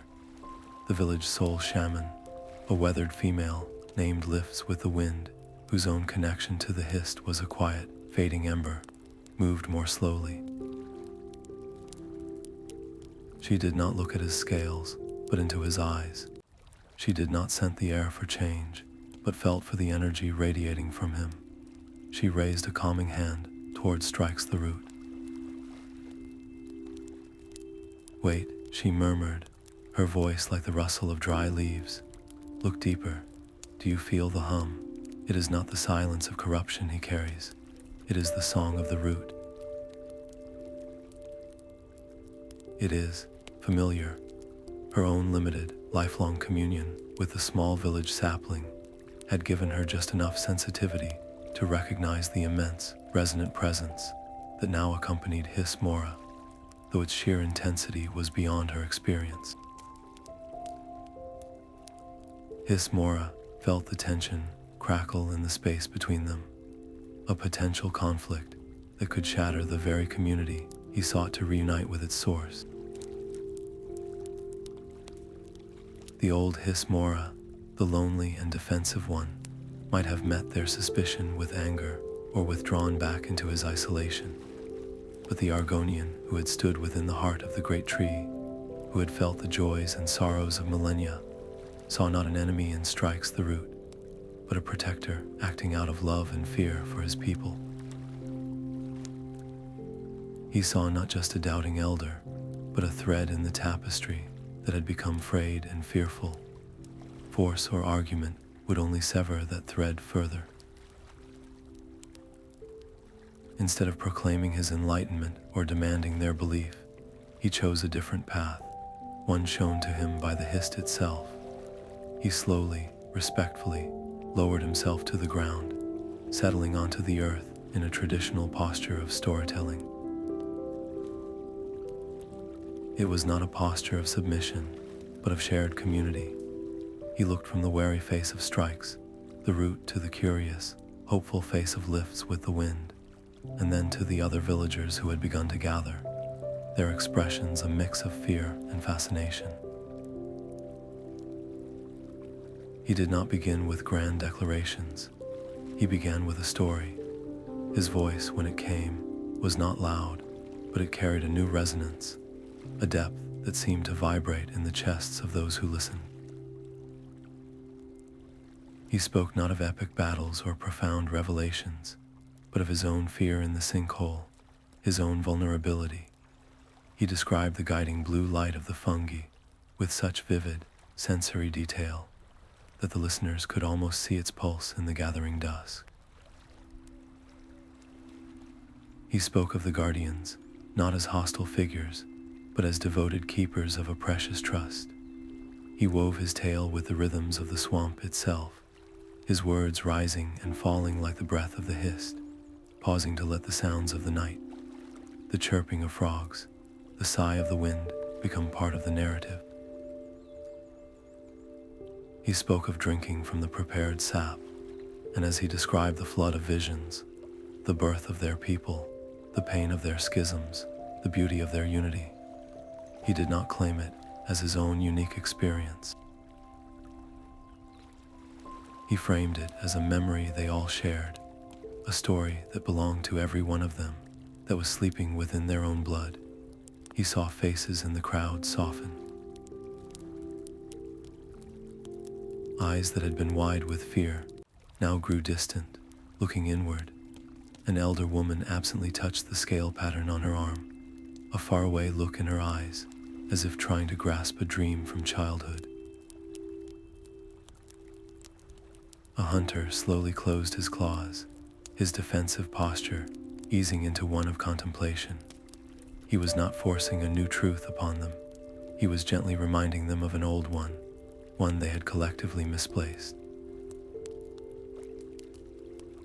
By sharing his journey through the humble, powerful medium of story, and by grounding it in the shared ritual of a community gathering, he became a bridge.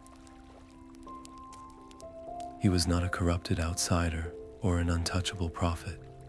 He was Hiss-Mora, returned home with a gift, offering it not from a place of superiority, but from a place of shared belonging. The suspicion did not vanish, but it began to thaw, replaced by a dawning, hesitant curiosity. The stakes of his return were no longer just about his personal validation. They were about the rekindling of a connection that had grown faint, about showing his people that the deepest magic of their world was not lost, but waiting just beyond the edge of the firelight for anyone willing to listen for its song. The fire in the center of the village crackled, its light dancing across the circle of scaled faces turned toward Hiss-Mora. He had asked for this gathering not as a returned hero, but as a humble storyteller, and now the entire village, elders, hunters, gatherers, and hatchlings, sat in a silent, expectant ring. The air was thick with the scent of damp earth and roasting marsh hen, but beneath it, Hiss-Mora could feel the thrum of their collective curiosity and lingering doubt. He closed his eyes for a moment, not to gather his thoughts, but to quiet them, to listen for the thread of the story that the Hist itself wished to be told. He could feel the immense weight of the responsibility. He held not just his own memories, but the distilled truth of their entire people, and to distort it, to lessen its impact, would be a betrayal of the trust placed in him. When he began to speak, his voice did not boom across the clearing. It was a low, measured rumble, a tone that demanded leaning in to hear, that pulled the listeners into an intimate circle of shared experience. He did not start with the great revelations or the colossal Hist trees. Instead, he began with the feeling. "Close your eyes," he murmured, his words flowing in a gentle, rhythmic cadence. "Not with your lids, but with your spirit. Feel the damp, cool earth beneath you. Smell the wet stone and the blooming night vine. Hear the distant call of the spine-back heron, a lonely sound in the deep green silence." His voice was a painter's brush, slowly stroking the canvas of their minds, recreating the oppressive, beautiful solitude of the swamp at twilight. This was more than a recounting. It was an invocation, an attempt to bring the essence of Black Marsh into the very center of their village.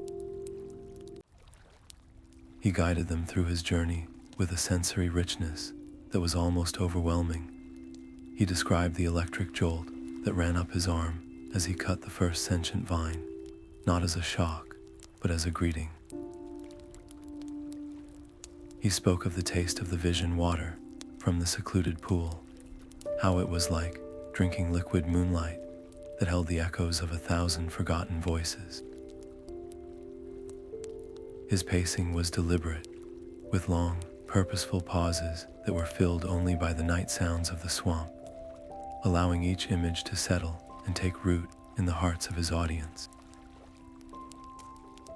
He was not just telling them what he saw, he was making them feel the slickness of the crystal cavern walls, the warmth of the golden sap, the terrifying and beautiful dissolution of self within the great tree. The rhythmic flow of his speech, the careful choice of onomatopoeic words, the squelch of peat, the rustle of retreating vines, the hum of the roots, created a deeply immersive, almost asthma-like ambience that bypassed intellect and spoke directly to the spirit. Internally, as he wove this tapestry of sound and sensation, Hiss-Mora was engaged in his own delicate balancing act. The Hist had shown him everything, the glorious unity of their creation, but also the painful schisms, the wars, the failures, the entire unvarnished history.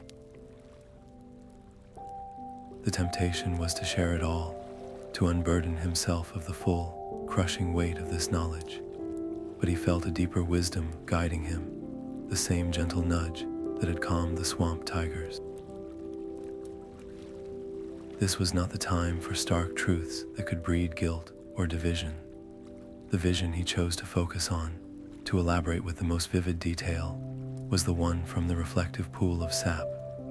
The moment he saw the mosaic of all Argonian faces and felt their collective joy, sorrow, and hope as his own. He poured all his energy into describing this vision of profound unity.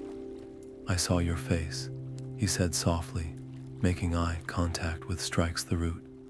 "And yours," he said to a young mother cradling her hatchling. "I felt your pride in a hunt well made, and your grief for a lost clutch. I felt the hope of the young and the wisdom of the old, not as separate things, but as a single great river of experience that we all share. We are not many small streams fighting our way to the sea. We are one river, and the Hist is not just the bank that guides us.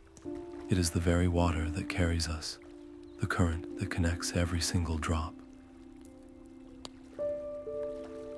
He spoke of preservation, not as a chore or a duty, but as the most natural act of self-love imaginable. Caring for the Hist was caring for their own collective soul, for the very source of their thoughts and dreams.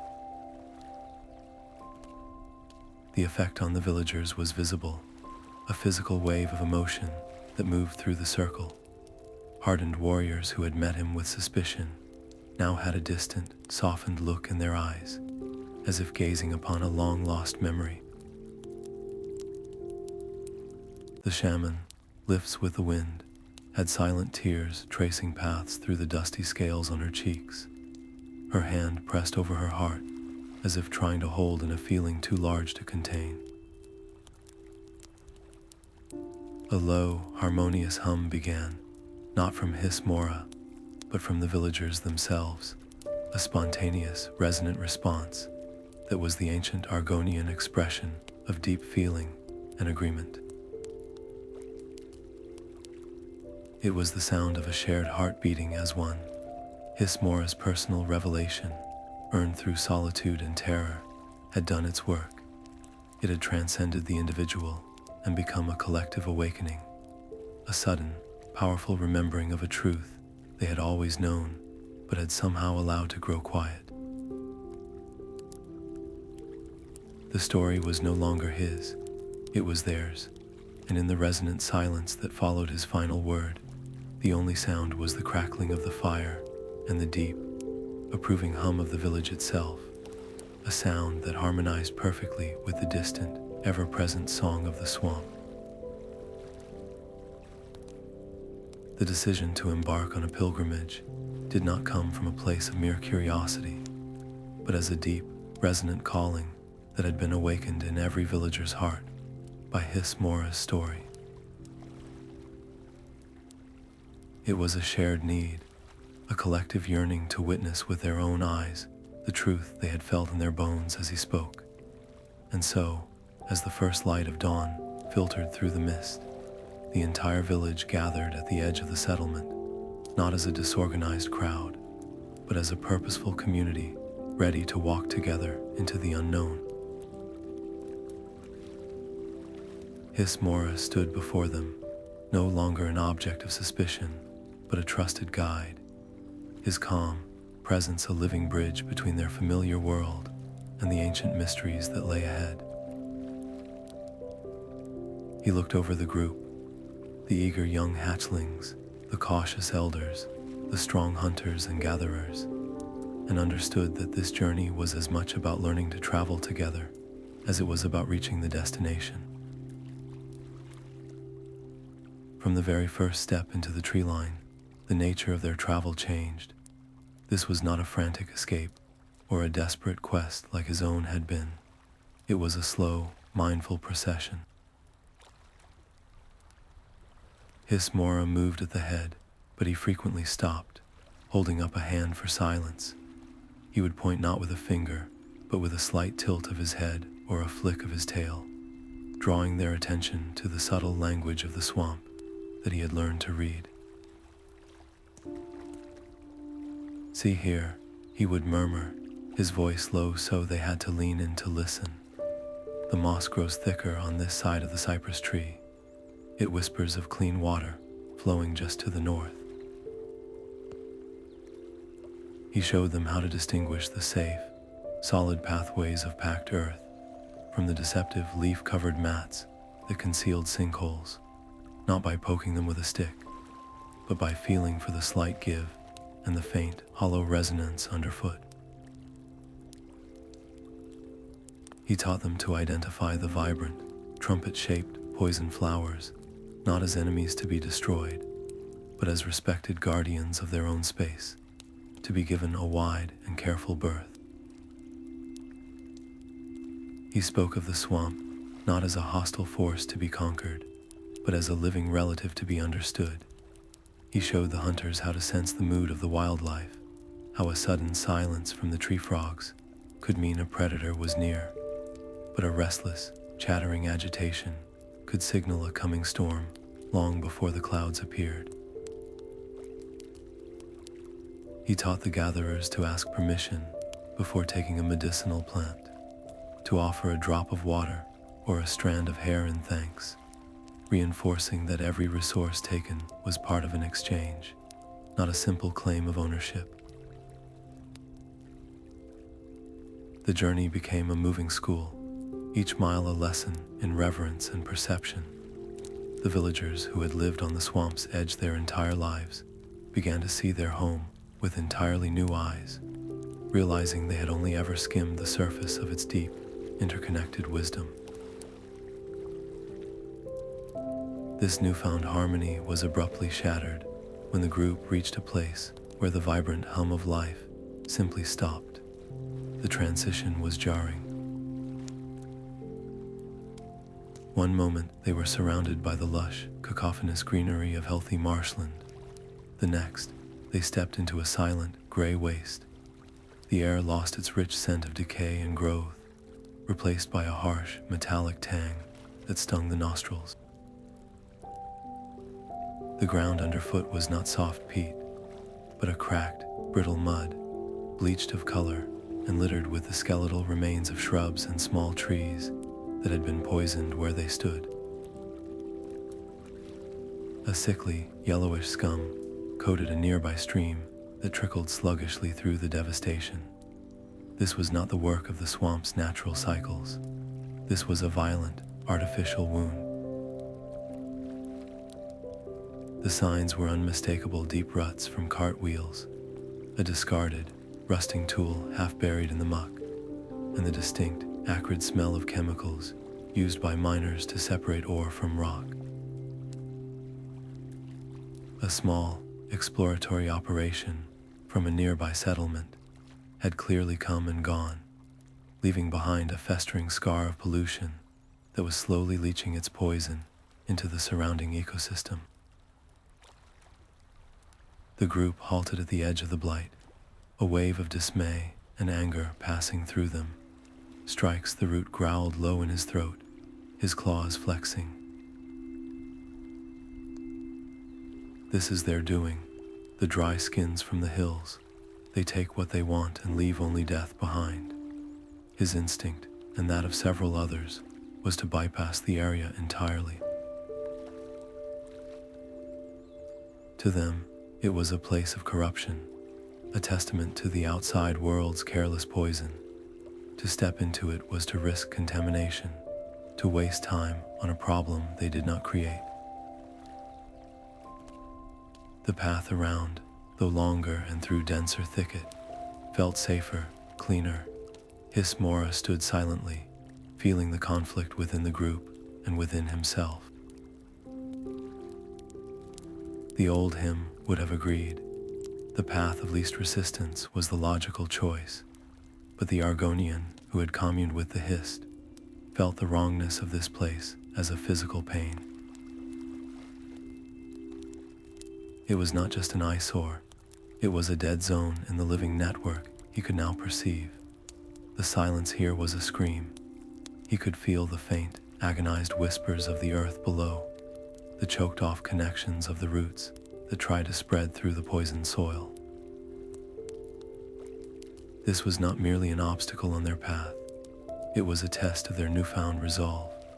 To simply walk around it would be to act like the very outsiders they condemned, taking from the healthy parts of the swamp, while ignoring its suffering. It would be a betrayal of the very unity he had just spent days teaching them to feel. He turned to face the villagers, his expression grave but determined.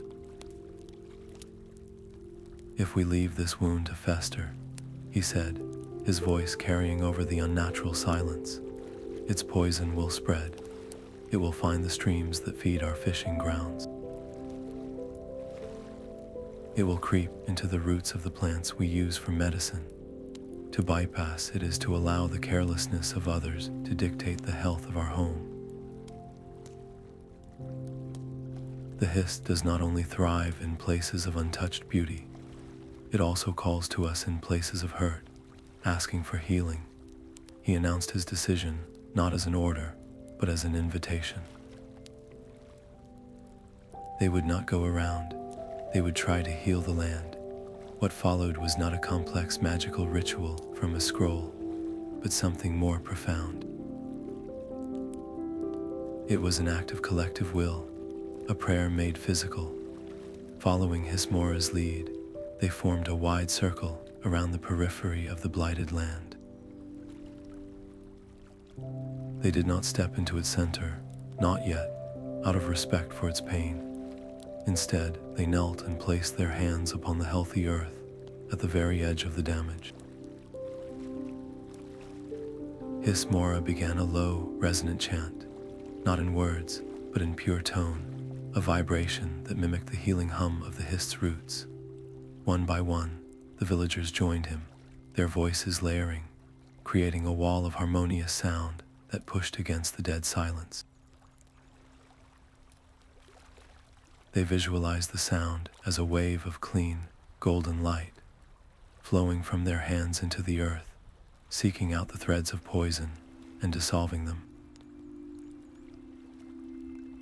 They worked for hours, their combined energy focused into a single purpose. Some used their claws to carefully dig small channels, diverting the clean flow of a nearby spring to help dilute and carry away the toxins. Others gathered specific mosses and fungi, known for drawing heavy metals from the soil, tenderly planting them in the less contaminated areas. It was slow, painstaking work, and for a long time, nothing seemed to happen. Doubt began to creep in, but then, as the afternoon sun began to warm the ground, a faint change occurred. The harsh metallic smell in the air began to lessen, replaced by the milder scent of wet earth. The yellowish scum on the stream seemed to thin at its edges, and most remarkably, a single hardy species of marsh grass at the very center of their circle, which had been brown and brittle, seemed to straighten its stalk, a faint hint of green returning to its tip. It was a small victory, a mere beginning of a healing process that would take seasons, but its impact on the pilgrims was immediate and monumental. They had not just witnessed a miracle, they had participated in one. They had felt their own individual energy, when combined and focused with intent, could actively converse with the land and encourage it to heal. This was no longer abstract belief. It was proven, physical fact. The stakes of their entire pilgrimage had just been raised exponentially. They were no longer just seekers of a sacred place. They were now its active guardians, and the simple, successful act of cleansing a small patch of soil revealed a terrifying and awesome truth.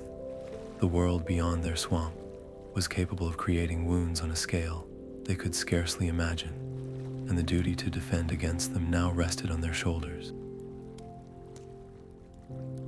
The path laid out by the Hist was not one of ease, and soon the familiar, muddy ground of the swamp gave way to the breathtaking and treacherous entrance of the crystalline caverns. The villagers halted as one, a collective gasp rippling through them at the sight of the jagged, quartz-lined mouth glowing with that same ethereal blue-white light Hiss-Mora had described.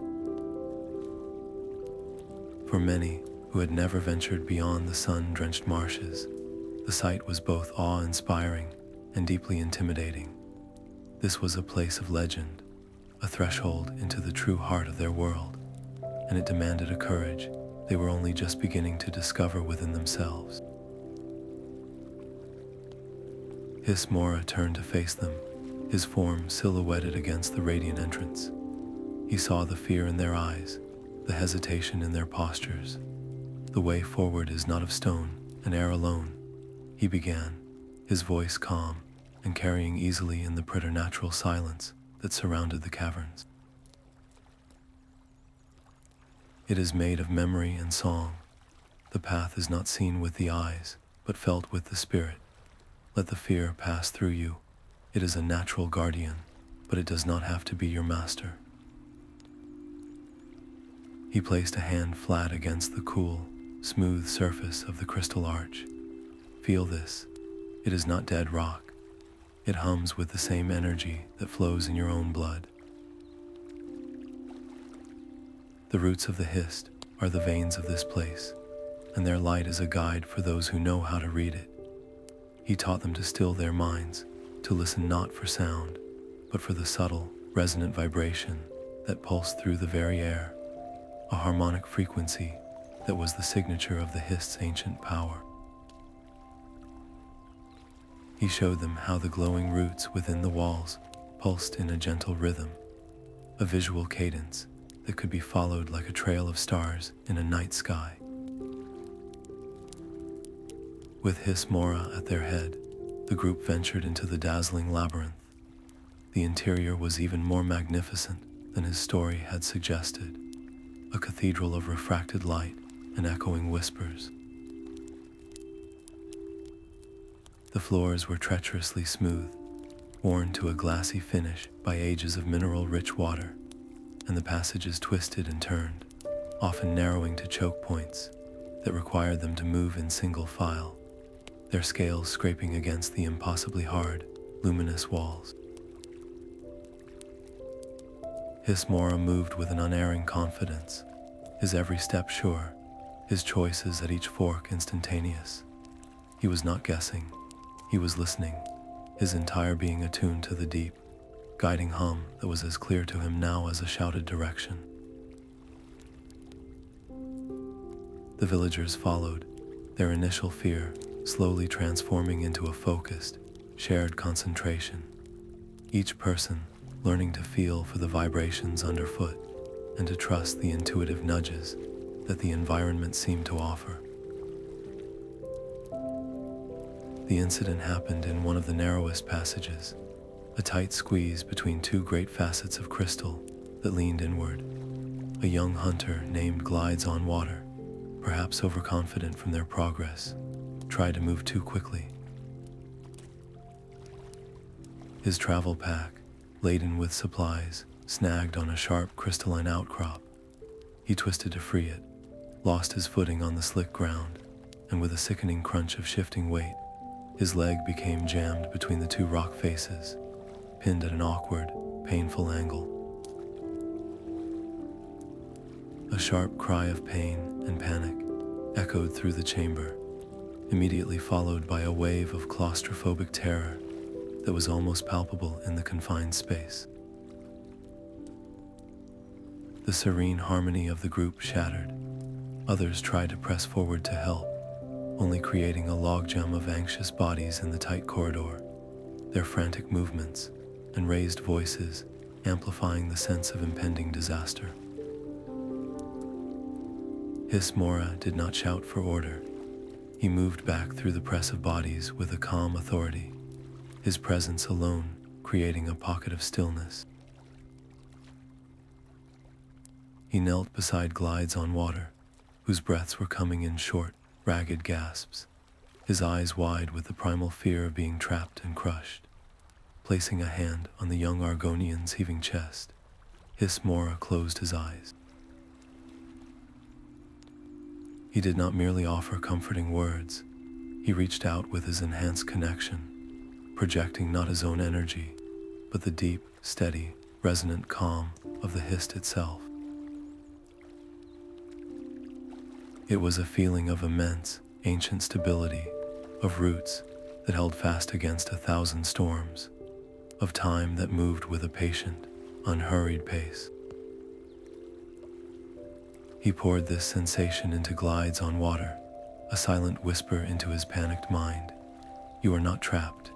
You are held. The stone is not your prison. It is your cradle. Breathe with the rhythm of the roots. The effect was gradual but profound. Glides on Water's frantic breathing began to slow, matching the slow, deep pulse that Hiss-Mora was projecting.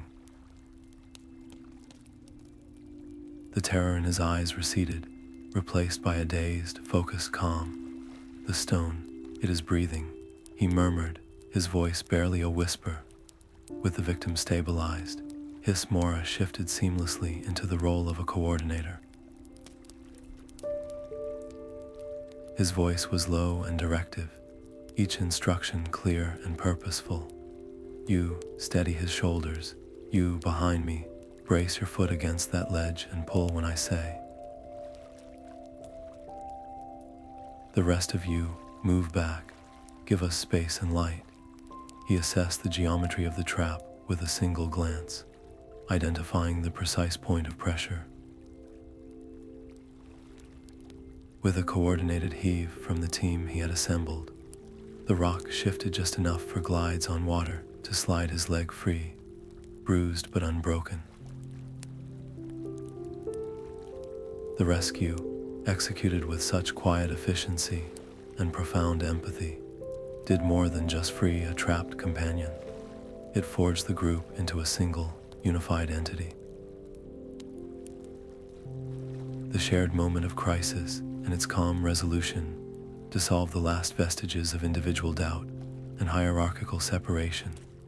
They had witnessed a new kind of strength in Hiss-Mora, not the strength of a warrior who dominates, but the strength of a leader who harmonizes, who connects, and who empowers. Their trust in him became absolute, but more importantly, their trust in each other and in their shared connection to something greater was cemented. They had not been saved by one man, they had been saved by their collective action, guided by a wisdom that flowed through one of their own. The crystalline caverns were no longer a frightening maze, but a proving ground, and they had passed the test together. As they helped glides on water to his feet, a new, fierce determination settled over the pilgrims. The goal was no longer just to see the Hist Grove. It was to stand before it together, to affirm as one people the heritage that had just proven strong enough to guide them through the darkness. The final, narrow passage of the crystalline cavern did not simply open back into the swamp. It spilled the group out into another world entirely. One moment, they were surrounded by the cool, hard glitter of stone and the soft pulse of glowing roots. The next, they stepped into the vast, open space of the Hist Grove. The air that met them was thick, warm, and carried a scent so profoundly ancient and sweet, it was like breathing in time itself. A heady mixture of rich, wet earth, fragrant blooming night flowers, and the unmistakable, intoxicating aroma of living sap. The sheer scale of the place was the first thing to steal the breath from every villager's lungs. The ceiling was a distant, mist-shrouded dome high above, filtering the light into a soft, green-gold haze that felt both timeless and holy. And there, arranged in a silent, perfect circle, stood the elder Hist trees. They were not merely large, they were monumental, their trunks so vast that the entire village linking hands could not have encircled even one. Their bark was a deep, shimmering violet black, like a sky holding a secret storm, and it glistened with a thick, golden sap that moved. It did not drip, but pulsed in a slow, rhythmic cadence across every tree in perfect, eerie unison, as if the entire grove shared one single, colossal, sleeping heart. The awe that washed over the villagers was not a quiet reverence, but a physical force. Hatchlings instinctively pressed against their parents' legs. Hunters who had faced swamp tigers without flinch found their hands trembling. Elders like strikes the root and lifts with the wind simply stood, tears streaming silently down their scaled cheeks. Their lifetimes of whispered faith made manifest before them in overwhelming, breathtaking reality. This was no longer a story told by a returned wanderer. This was the source, the root of all their stories, and its presence was a hum that vibrated in their very bones. Hiss-Mora watched them, feeling their wonder and their trepidation as if it were his own. He did not need to command their attention or ask for silence. The grove itself had stilled their tongues and captured their spirits. He moved to the center of the great circle, his own iridescent scales catching the golden light, and slowly knelt, placing his palms flat upon the mossy earth. The others followed his lead without a word, sinking to the ground in a wide, silent ring around him. This was not to be a lecture or a guided tour. The truth of this place could not be told. It had to be shared, to be felt. He began not with words, but with a tone, a low, resonant hum that matched the frequency of the pulsing sap, a sound that seemed to rise from the earth itself and through his body. One by one, the villagers joined him, their voices layering hesitantly at first, then with growing confidence, until the grove was filled with a soft, harmonic choir that resonated with the tree's own silent song.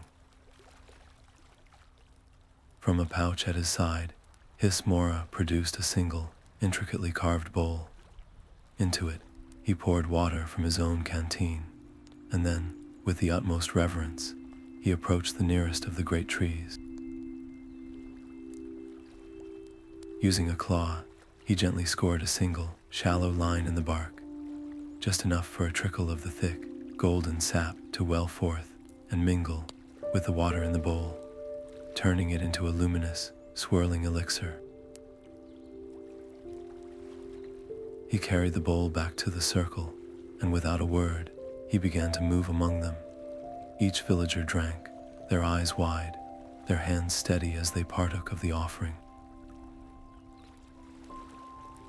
The effect was not the violent, personal immersion Hiss-Mora had experienced alone. This was a shared vision, a tapestry woven from countless individual threads into a single, magnificent picture that played out in the space between them all. They did not lose themselves, they found each other. They saw the Great Migrations not as a historical event, but as a collective effort they all remembered undertaking.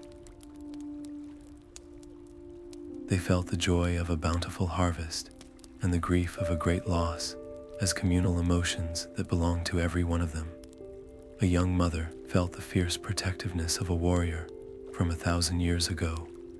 An old hunter felt the delicate precision of a long-dead artisan weaving a basket. They saw how the swamp's ecology was not a separate system, but an extension of the Hist's will, how the roots purify the water, how the trees guided the growth of medicinal plants, how the very predators and prey were part of a balanced, sacred dance orchestrated by the silent sentinels. Their history and their environment were not two things, but one beautifully interwoven whole. Inevitably, the intensity of this shared consciousness was too much for some. A young hunter cried out, overwhelmed by the raw sensation of a battle he had never fought. A hatchling began to sob, confused by feelings that were not her own. But this time, they were not alone in their struggle. Hiss-Mora's voice was a steady anchor in the psychic storm, not shouting over the visions, but flowing with them. "Do not fight the current," he murmured, his voice calm and clear in the minds of all. "You are not drowning. You are swimming in a river that has flowed since before our names were first spoken. Let the feelings pass through you. They are not yours to carry. They are ours to remember." His guidance was a lifeline, a reminder of their individual selves within the vast collective. He helped them understand that they were not losing their identity, but placing it within a context so vast it gave that identity deeper meaning. When the visions finally began to ebb, fading like a gentle tide, pulling back from the shore, the villagers did not return to themselves as individuals. They emerged as a unified whole. They looked around the circle, and in every face they saw a reflection of the same awe, the same understanding, the same profound, unshakable connection. The last vestiges of doubt, suspicion, and tribal isolation had been scoured away by the golden sap, replaced by a crystalline, shared purpose. They knew, without needing to discuss it, what had to be done. This connection could not be a one-time pilgrimage, a memory to be treasured but left behind. It had to be nurtured, maintained, and protected. They began to speak, their voices soft but filled with a new, iron resolve. They would establish regular rituals. They would return to this grove, not as awestruck visitors, but as devoted stewards. They would create new stories and songs to ensure their children never forgot the feel of this unity. They would stand as guardians against the blight and carelessness of the outside world, and just as importantly, against the internal neglect that comes with time and forgetting. In a final, spontaneous act of gratitude, they gathered what they had: a polished stone, a strand of woven grass, a freshly picked flower, a personally significant trinket, and laid these simple offerings at the bases of the mighty trees. They were not gifts meant to appease a god, but tokens of thanks offered to a beloved elder, a sign of a relationship renewed. And as the last offering was placed, something extraordinary happened.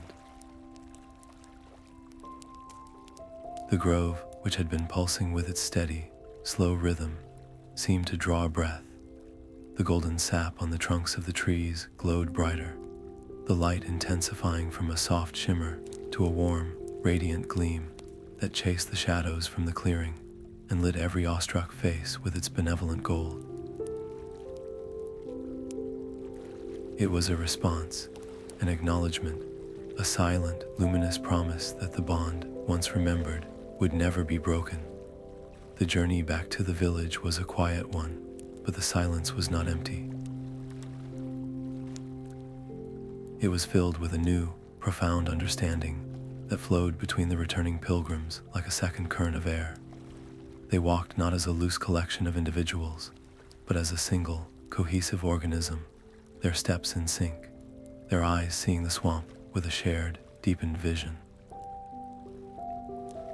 Where before they might have seen only mud and potential danger, they now perceived the intricate web of life, the way a certain moss indicated clean water, how the chatter of tree frogs predicted a coming rain, the subtle pull of the Hist's roots beneath their feet, a sensation they were all learning to feel.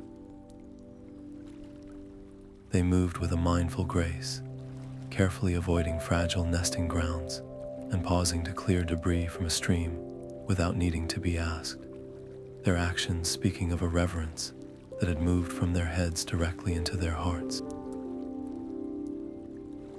Upon their return, the village witnessed a transformation that was both subtle and radical. The pilgrims did not boast or preach, they simply were different.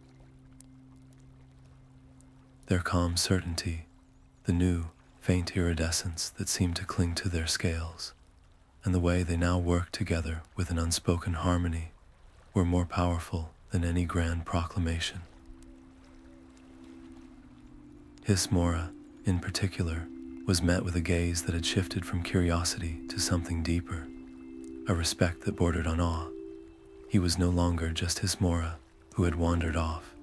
He was Hiss-Mora who had walked with the Hist and returned to walk among them. The elders, including the once skeptical Strikes the Root, now looked to him not as a threat, but as a guide.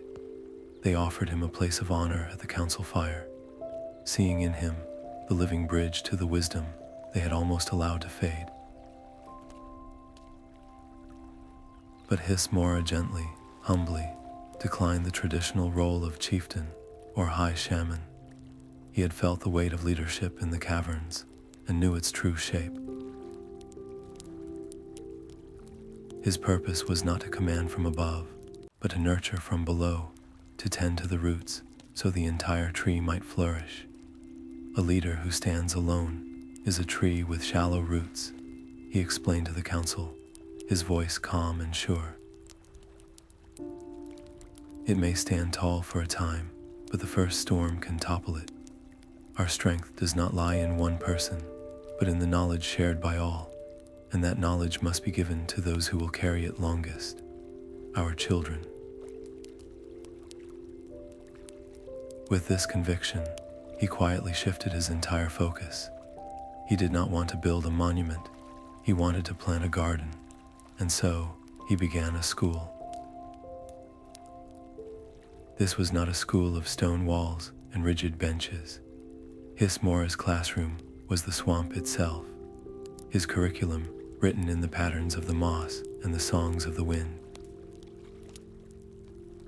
He gathered the young hatchlings and curious adolescents, not for lectures, but for experiences. He taught them through the ancient, powerful art of storytelling, but these were not the simplified tales for soothing restless young ones at bedtime. Sitting in a circle under the broad leaves of a mangroves, he would tell the story of the first connection, describing the scent of the primordial sap and the feeling of awakening sentience with such vivid, sensory detail that the children would sit utterly still, their eyes wide, as if living it themselves. He did not just tell them the Hist was important, he made them feel why. His lessons were immersive and tactile. He led them on nature walks that were really lessons in perception. Do not just look with your eyes, he would whisper as they stood at the edge of a murky pool. Listen with your scales, feel the life in the water. Tell me what it is saying. He taught them to identify plants not by rote memorization, but by feeling their energy, tasting the air around them, understanding their role in the great network. A simple vine was not just a plant, it was a lesson in tenacity and interconnection. A predator on the hunt was not a mere threat, it was a vital player in the balance of life, a concept to be respected, not feared. He showed them how to create small, respectful offerings of thanks when gathering herbs, turning a chore into a sacred exchange. The effect on the children was immediate and profound. They were not being filled with facts, they were being awakened to a reality that had always surrounded them. They began to exhibit a connection to the swamp that seemed to go beyond learning. It felt innate, as if Hiss-Mora was not teaching them something new, but simply reminding them of something they had always known deep within their blood. Young hatchlings who had once been afraid of the dark, tangled corners of the marsh now played there with confident familiarity, their games evolving to mimic the respectful rituals they were being taught. They would gently guide lost baby turtles to water or carefully replant a disturbed flower without any adult prompting, their actions flowing from a place of instinctive custodianship. This was the true escalation of Hiss-Mora's journey, the solidification of his role not as a leader of warriors, but as a gardener of culture. He understood that preservation was not about building walls around the past, but about planting the seeds of the future. By turning the youth into willing, enthusiastic stewards of their own heritage, he was ensuring that the wisdom of the Hist would not be a relic stored in the memory of a few aging elders, but a living, breathing, growing force within the community. The rejuvenation was not a loud, dramatic event, but a quiet, powerful undercurrent visible in the intent way a child would care for a sapling, or the thoughtful questions they would ask about the old ways. The culture was not being remembered, it was being reborn, one young, open mind at a time, ensuring that the song of the Hist would have voices to carry it forward for generations yet to come. Word of Hiss-Mora's quiet revolution, of the village that had touched the ancient Hist and been changed, did not stay within the borders of their swamp. It traveled along trade routes, was carried by migratory birds, and whispered on the winds that rustled through the deep marshes until it reached the ears of other Argonian tribes. These tribes were scattered across the vast and varied landscape of Black Marsh, each shaped by their unique environment and history, each holding their own distinct customs and interpretations of the old ways. Their responses to the rumors were as diverse as the tribes themselves. For some, the news sparked a flicker of desperate hope, a longing for the deep connection their own rituals seemed to have lost. For others, it ignited a flame of deep-seated skepticism and territorial pride. To them, Hiss-Mora was an upstart, an outsider from a backwater village, making grand claims that challenged their own authority and traditions. They saw his message not as an invitation, but as an invasion, a threat to their own carefully guarded ways of life. Hiss-Mora felt this growing tension, like a change in atmospheric pressure before a storm. He could sense the curiosity and the suspicion drifting into his village on the same breeze. He knew that if he tried to travel to these other tribes himself, to preach his understanding of unity, he would be seen exactly as they feared, a proselytizer, an arrogant outsider forcing his truth upon them. That path would only breed resentment and solidify divisions. The wisdom he had gained in the Hist Grove showed him a different way. True unity could not be commanded or taught from a position of assumed superiority. It had to be woven together, thread by different thread, into a new and stronger tapestry. The message was not that his way was the only way, but that all their ways were different branches of the same great, ancient root. With this clarity, he made a deliberate and humble choice. Instead of sending out messengers to convert, he sent out invitations to share. He proposed a grand gathering, a Zol-Thuxis, a meeting of many waters, to be held on neutral ground, a large, misty clearing near a tributary that bordered several tribal territories. The invitation was not a summons or a decree. It was a simple, open call, asking each tribe to send representatives who carried their people's stories. They were not asked to come and listen to Hiss-Mora, but to come and speak for themselves, to share their own unique songs of the Hist, their own ancestral memories, and their own ways of honoring the connection.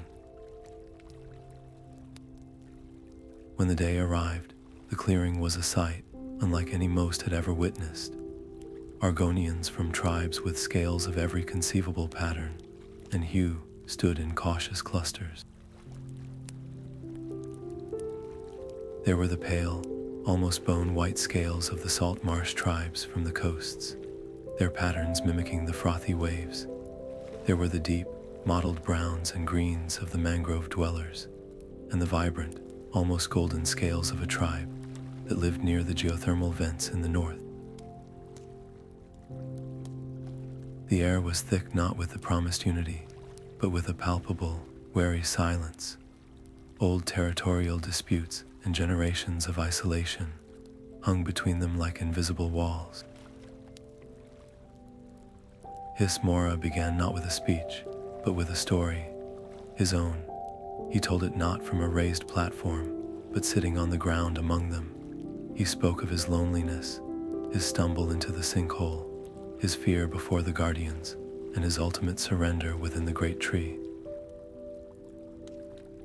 He framed his entire journey not as a discovery of something new, but as a remembering of something ancient that belonged to all of them. Then he fell silent, creating a space not for more of his words, but for theirs. The silence stretched heavy and uncomfortable. Finally, an elder from a northern tribe, her scales scarred from a lifetime of harsh winters, stood. Her voice was rough, her dialect difficult for some to understand.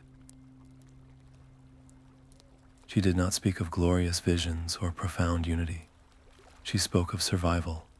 She told a story of a brutal famine, of a long winter when her tribe was starving, and how their Hist tree, a stunted and twisted thing clinging to a mountainside, had guided them to a hidden cave filled with nourishing, blind fish and glowing fungi that sustained them.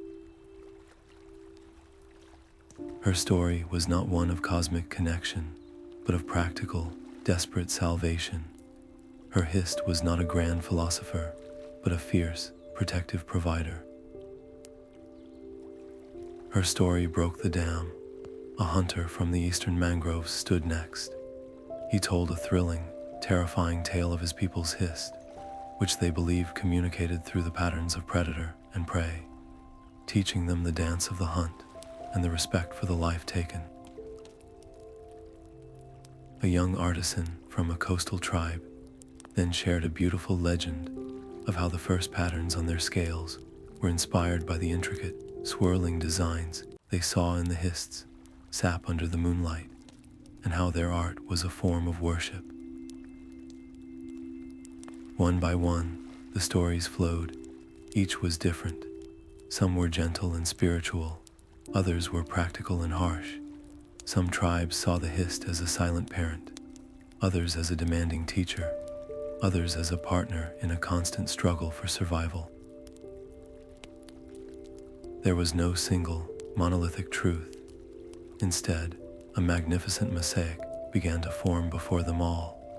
The skeptics who had come ready to argue found their arguments dissolving in the face of this shared, lived experience. They weren't being asked to abandon their truth.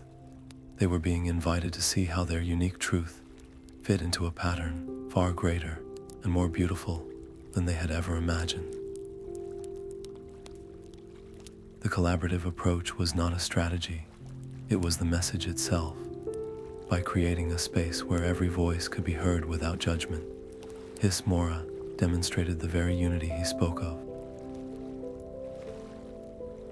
The tension didn't just ease, it transformed into a vibrant energy of discovery. Alliances were not negotiated, they were recognized as tribes realized their stories overlapped, their challenges were shared, and their strengths were complementary. The gathering ended not with a formal treaty, but with a shared, unanimous understanding the circle of guardians needed to be bigger. The cultural revival could not be a local phenomenon. It had to be a collective effort, spanning all of Black Marsh. The stakes of their endeavor were no longer about saving one village's traditions, but about forging a united front to protect the very heart of their shared identity against any and all threats, both from within and from without. They had started as separate streams, but they were leaving the clearing as a single, powerful river, flowing with a renewed purpose. The spirit of shared purpose that had filled the clearing during the gathering was suddenly pierced by a note of profound distress. An elder from the northern salt marsh tribes, his scales pale and etched with the harsh lines of a life spent facing coastal gales, rose slowly to his feet. The hopeful energy of the meeting seemed to still as all eyes turned to him, sensing the weight of his unspoken news. He did not speak of unity or ancient stories. His voice, when it came, was a gravelly rasp thick with a grief that was both personal and communal. "The song from our home is growing faint," he began, his words cutting through the earlier camaraderie. "Our Hist, the great tree that has guided my people since the first tides receded, is sickening. Its bark grows pale and brittle. The sap weeps from it not in a healthy pulse, but in a slow, sorrowful trickle. The leaves, which once shimmered like captured moonlight, now curl and fall to the earth, brown and lifeless." He described the source of this blight not as a natural illness or a mystery, but as a slow, deliberate poisoning. A settlement of outsiders had established itself upstream on the river that fed their brackish estuary. These newcomers, in their relentless search for precious metals, had begun diverting the watercourse and using harsh, caustic chemicals to wash the ore from the stone. This poisoned runoff, thick with metals and alien residues, was now flowing directly into the waters that sustained the Hist tree's vast root system.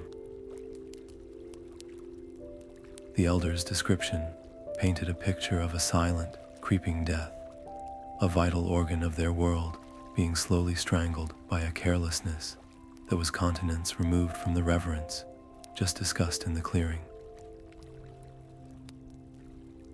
The loss he described was not hypothetical.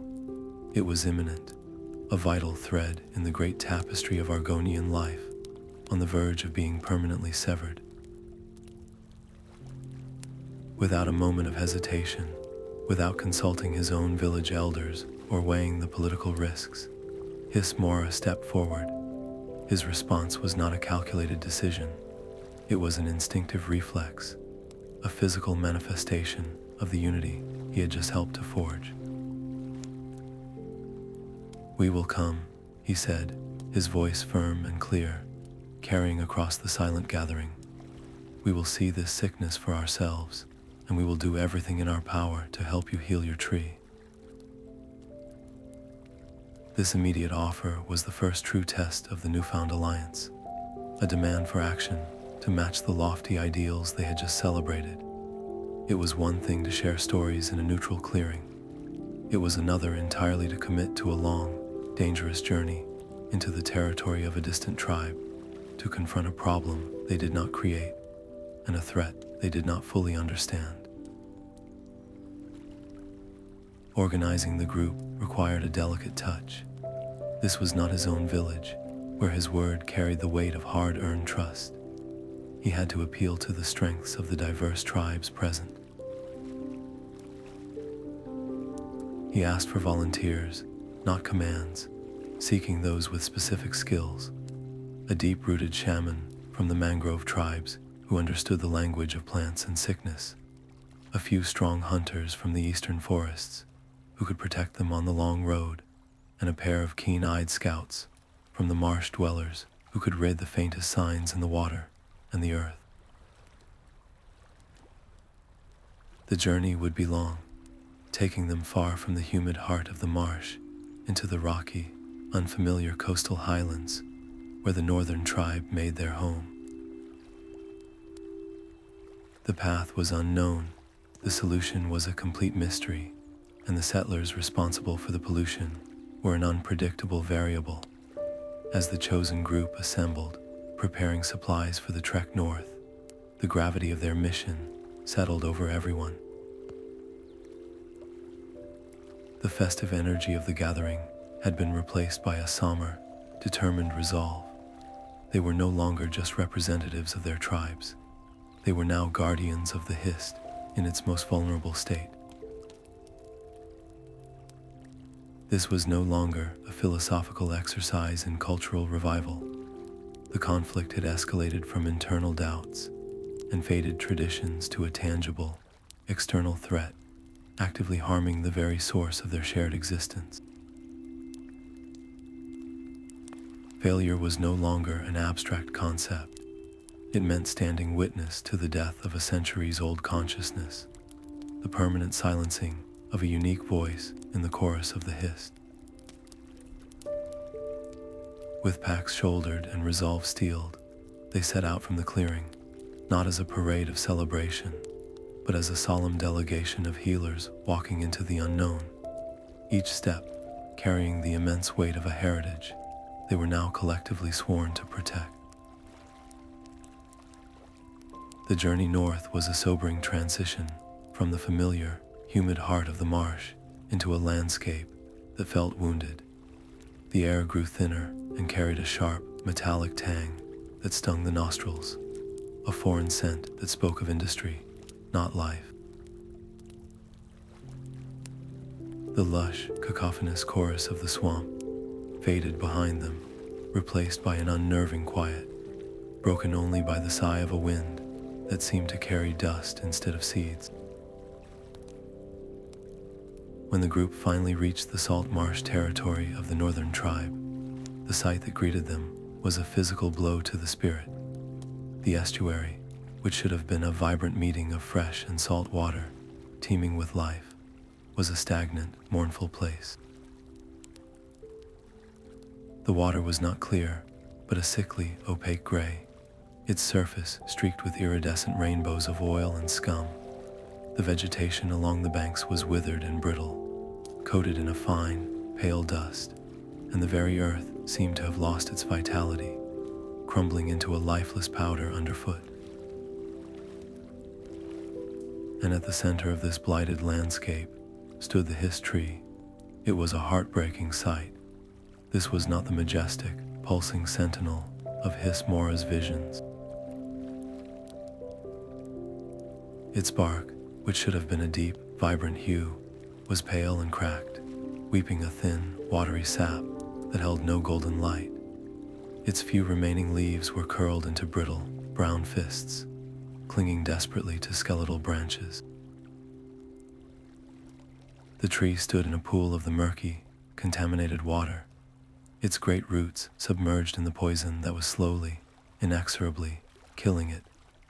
The low, resonant hum that Hiss-Mora had come to associate with the Hist's presence was here reduced to a faint, agonized quiver, a vibration of profound distress that he felt as a cold ache in his own bones. The connection was still there, but it was a thread stretched to breaking, a whisper of a song on the verge of being silenced forever. Without a word, the work began. There was no need for discussion or delegation. Each member of the group understood their role through the shared purpose that now bound them. This was not a time for grand speeches, but for sacred action. They waded into the fouled water, their scales itching at the unnatural touch of the chemicals. Led by the northern tribe's shaman, they began a low, resonant chant, not in one unified language, but in a harmony of their different tribal dialects, their voices layering into a single, powerful vibration meant to soothe the tree's pain and strengthen its fading spirit. Others began the physical work of cleansing, using woven baskets to carefully remove the layers of slime and industrial debris that choked the water around the roots. They made offerings of pure water carried from deep, uncontaminated springs further inland, pouring it gently over the roots in a ritual of nourishment and respect. For hours they worked, their combined efforts a beautiful, desperate ballet of faith and labor. They could feel fleeting moments of response, a slight strengthening of the tree's faint hum, a brief, almost imperceptible warming of the sap on the bark where their hands made contact. It was enough to fuel their hope, to make them redouble their efforts. But as the sun began to dip toward the horizon, casting long, sad shadows across the blighted scene, the truth became undeniable. Their work was like trying to bail out a flooding boat with a thimble. For every basket of sludge they removed, the contaminated river brought two more. The poison was not a static problem. It was a constant, flowing source. Their rituals were a comfort, their cleaning a temporary salve, but they were only treating the symptom. The disease itself was upstream, and it was still spreading. A deep frustration settled over the group. They had journeyed so far, united by such powerful hope, only to feel their efforts being slowly, systematically undone by an unseen, uncaring force. It was at this moment of collective despair that Hiss-Mora knew a deeper approach was needed. He moved away from the group, finding a relatively dry patch of earth near the base of the suffering tree. He closed his eyes, sinking into a meditation far deeper than any he had attempted since his initial communion. He had to ask the tree itself for guidance. He had to listen not just to its pain, but for its cure. The vision that came was not of the past, but of the present, seen through the perception of the Hist itself. It was a sensory onslaught of pure agony. He felt the searing, acidic burn of the chemicals as they seeped into the root hairs, a constant, screaming pain that traveled up through the vast network. He tasted the metallic poison on the water, a flavor that drowned out the nourishing minerals of the earth, and through this pain, he saw the path of the river, not as a map, but as a vein carrying sickness back to its source.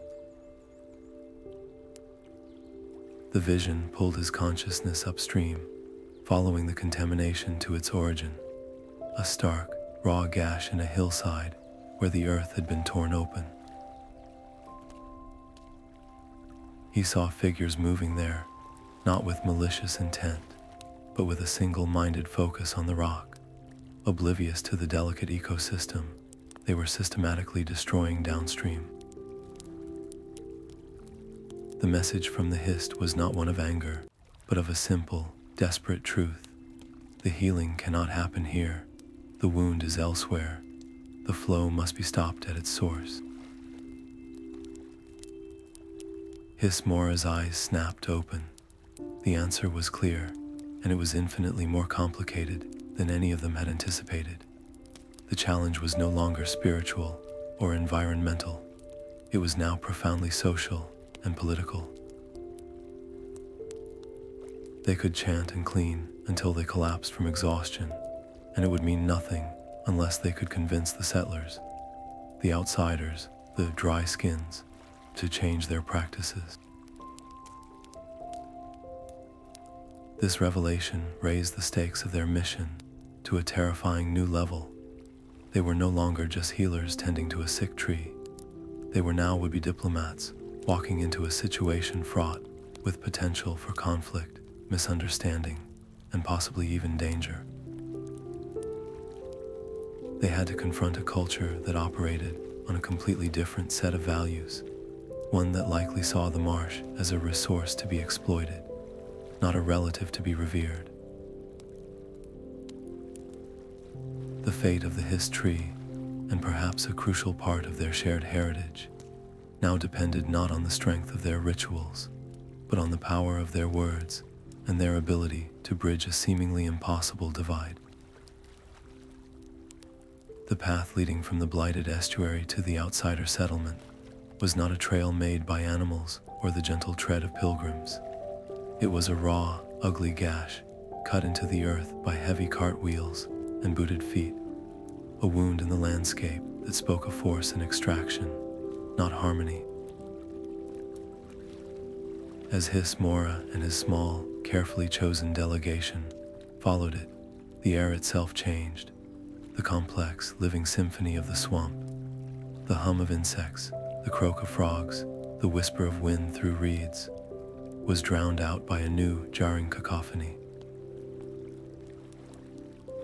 The sharp, rhythmic clang of metal on stone, the grating roar of machinery they had no name for, and the shouted commands and the harsh syllables of the common tongue created a wall of sound that felt alien and aggressive to their sensitive ears.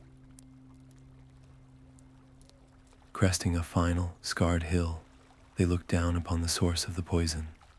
The settlement was a stark cluster of wooden and canvas structures, surrounded by piles of raw, excavated earth and the skeletal frames of mining equipment.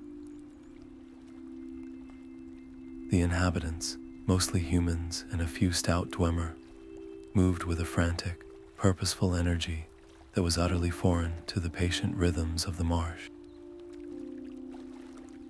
They were coated in dust and sweat, their faces set in expressions of grim determination or weary focus. To the Argonians, they looked like angry insects swarming over a carcass, utterly consumed by their singular task of tearing wealth from the ground, blind to the world crumbling around them. A cold, sharp anger flared in the hearts of the Argonian delegation. The northern tribesmen with Hiss-Mora growled low, their claws flexing, their tails lashing. They saw the direct line from the hammers and picks below to the dying gasps of their Hist tree. The instinct to accuse, to demand, to retaliate for this profound violation was a powerful tide. It would be so easy to storm down the hill, to hiss their outrage, to make these blind creatures feel even a fraction of the pain they were inflicting. Hiss-Mora felt the pull of that anger, the righteous heat of it, but he also felt the faint, pained whisper of the Hist tree through the bond they shared, a sensation like a feverish pulse. That connection offered a different perspective. Looking down at the settlers, he did not see monsters. He saw beings who were, in their own way, just as blind as he had been before his journey, isolated in their purpose, disconnected from the consequences of their actions, utterly unaware of the vast, living network they were shredding with every swing of their picks. They were not evil, they were ignorant, and ignorance could not be healed with claws. It required a different kind of strength. He placed a calming hand on the shoulder of the most agitated northern hunter. "We are not here to declare a war they do not know they are fighting," he said, his voice low but carrying over the industrial din. "We are here to open a door they do not know exists." Watch their eyes. They see only rock and ore. We must teach them to see the water, the roots, the life. Accusation will only build a wall between us. We must offer a window. His choice was made. They would not lead with anger, but with empathy. They would approach not as avengers, but as educators. Their arrival at the edge of the work site was met with a sudden, startled silence. The clanging stopped. Dozens of dust-caked faces turned toward them, eyes wide with a mixture of shock, fear, and open hostility. Tools were gripped tighter, not as implements of labor, but as potential weapons. A large, broad-shouldered human foreman stepped forward, wiping his brow with a grimy arm, his expression a mask of wary confusion. "What's this, then?" he boomed, his voice accustomed to shouting over noise.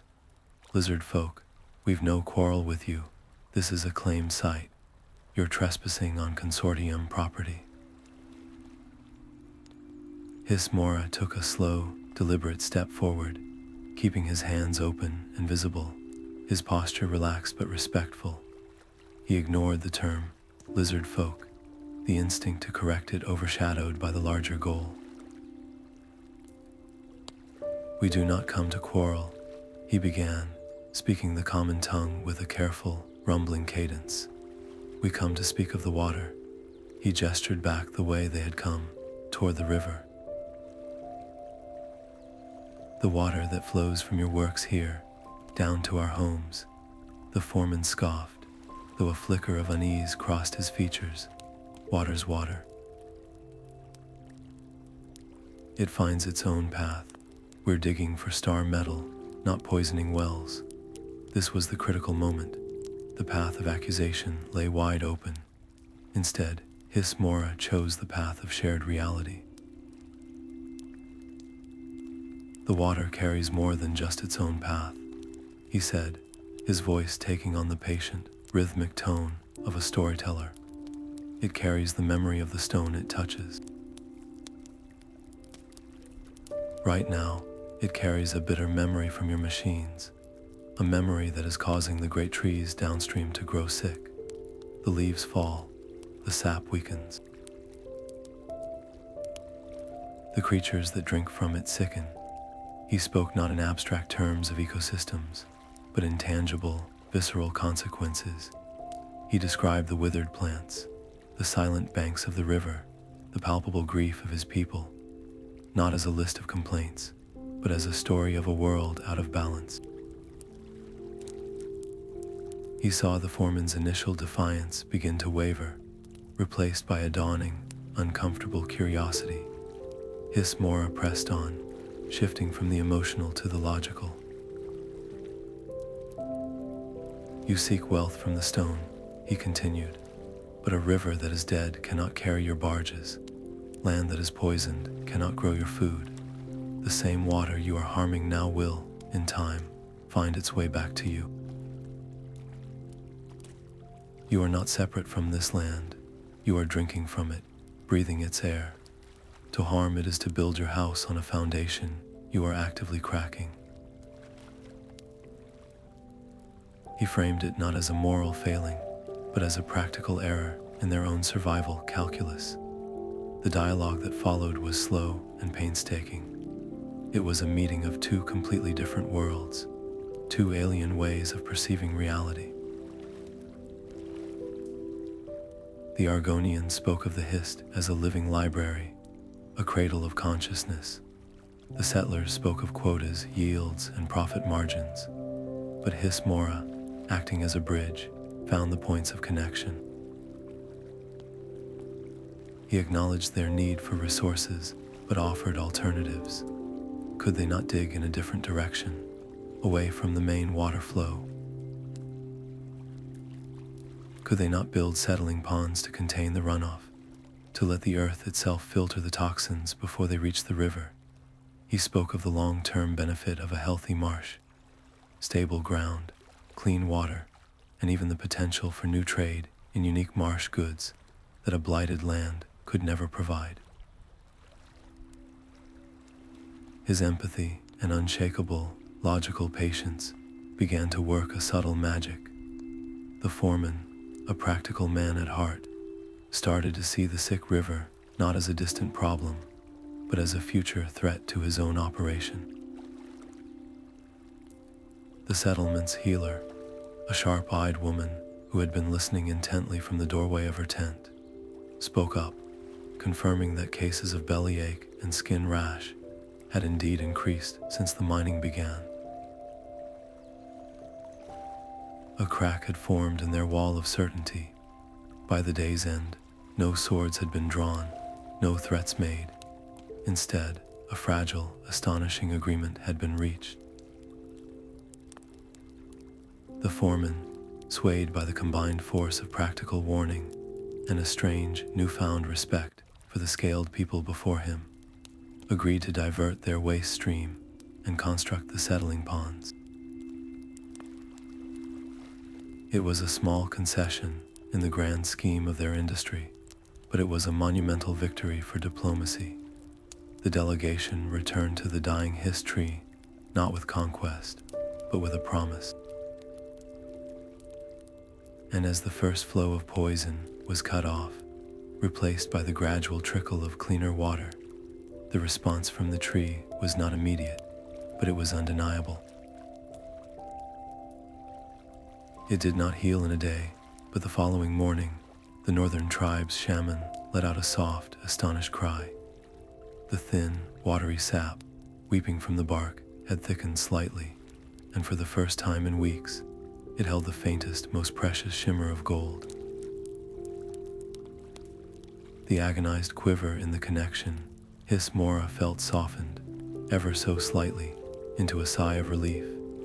It was a sign, a silent thank you whispered across the species divide, proving that the most powerful magic sometimes lies not in ritual, but in the courage to understand.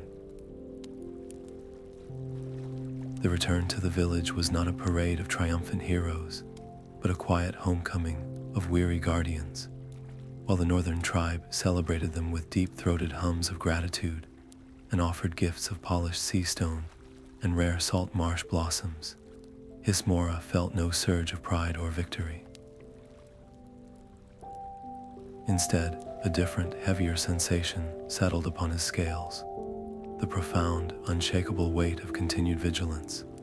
They had healed one tree, brokered one peace, but the memory of that withered bark and the faint, agonized quiver of its connection was a scar on his soul. The world beyond the swamp was vast, and its carelessness was a constant, looming tide. The victory at the mining settlement was not an end. It was a single, hard-won battle in a war that had no end in sight.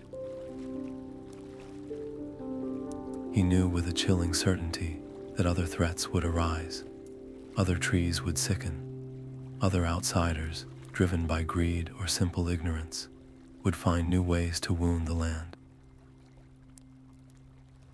The work of preservation was not a quest with a final destination. It was a perpetual state of being, a watch that must be kept forever. This sobering realization crystallized into a new purpose, one that would define the rest of his days. He could not be everywhere.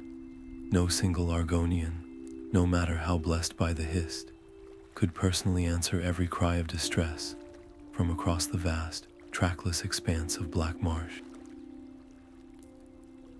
The strength he had found was not in his own two hands, but in the unity of many.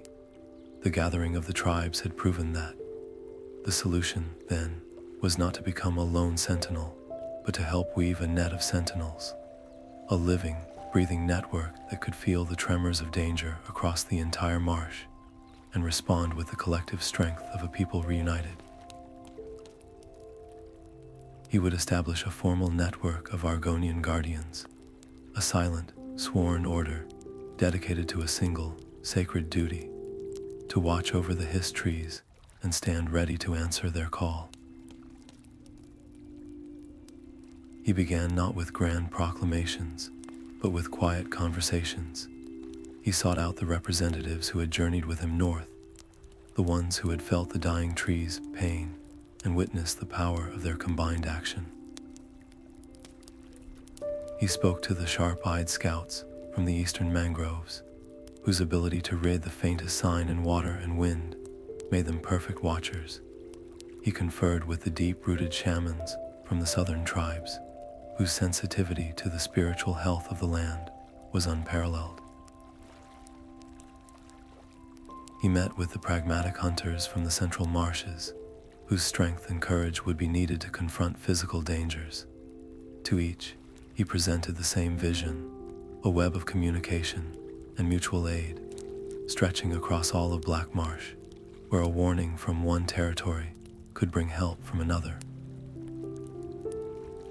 They would share not just news of threats, but knowledge which herbs best drew poison from soil, which chants could strengthen ailing roots, which approaches worked best when dealing with different kinds of outsiders. The response was not an immediate, unified cheer. It was a slow, thoughtful, and deeply committed acceptance. Each representative took the idea back to their own tribe, where it was debated around council fires. But the memory of the shared vision in the Great Grove and the success of their combined mission to the north gave the proposal a weight that could not be ignored. Soon, runners began to travel between territories again, but this time, their messages were not merely invitations to a gathering. They were coordinated reports on the health of local Hist trees, sightings of outsider activity, and exchanges of healing techniques. A new, purposeful energy began to flow through the ancient pathways of the swamp. The life's work of Hiss-Mora, which had begun as a solitary, aching quest for belonging, was now formalized into the very structure of his people's society. He had become the root from which this new, protective network grew, and as the first true threads of this guardian network were woven into place, Hiss-Mora felt the approval of the Hist in a way that was more subtle than a vision, yet more profound than any single tree's gratitude. It was in the deepening harmony of the swamp itself. The air seemed cleaner, the water clearer, the chorus of life richer and more confident. The persistent, low-level anxiety that had hummed in the background of his perception since his first communion, the constant, quiet awareness of the Hist's vulnerability did not vanish, but it was now matched by a new, stronger frequency, the resilient, determined hum of countless Argonians, each in their own territory, listening, learning, and standing guard. It was the sound of a people waking up to their role as stewards, the sound of a covenant being renewed. The stakes of his journey had been raised to their highest point yet. It was no longer about saving one tree or even one grove, but about nurturing and defending this hard-won harmony for all time, ensuring that the song of the Hist would never again be threatened by silence. The passage of seasons in Black Marsh is no longer marked solely by the turning of leaves or the migration of great swamp serpents, but by the gentle, persistent rhythm of a people rediscovering their soul. Hiss-Mora's efforts, once the desperate quest of a single lonely soul, have blossomed into a quiet cultural renaissance that has woven itself into the very fabric of daily life. The practice of Hist communion is no longer a rare, perilous pilgrimage undertaken only by the bravest or most desperate seekers. It has become a central pillar of existence, as natural and essential as breathing. Parents no longer whisper half-remembered tales of the great trees to frighten their hatchlings into obedience. Instead, they lead them on short, mindful walks to the village's own nurtured sapling, teaching them to feel the subtle hum of its presence in the soil beneath their small feet, to recognize the specific chirp of a tree gecko that signifies the sap is flowing strong that day. The youth now grow up with this connection as a fundamental truth, not a forgotten legend.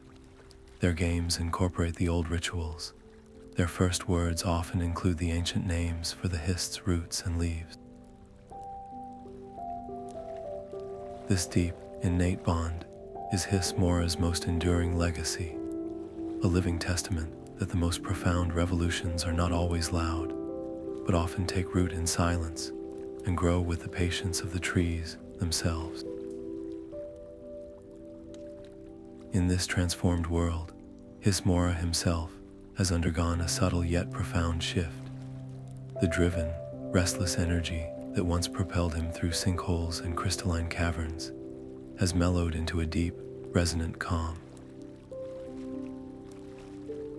He has gracefully shed the mantle of an active leader, of the one who must always be at the forefront of every crisis and council. He is no longer the spearhead, he is the root. His role now is that of the wise elder, the quiet guide who is sought out not for commands, but for counsel.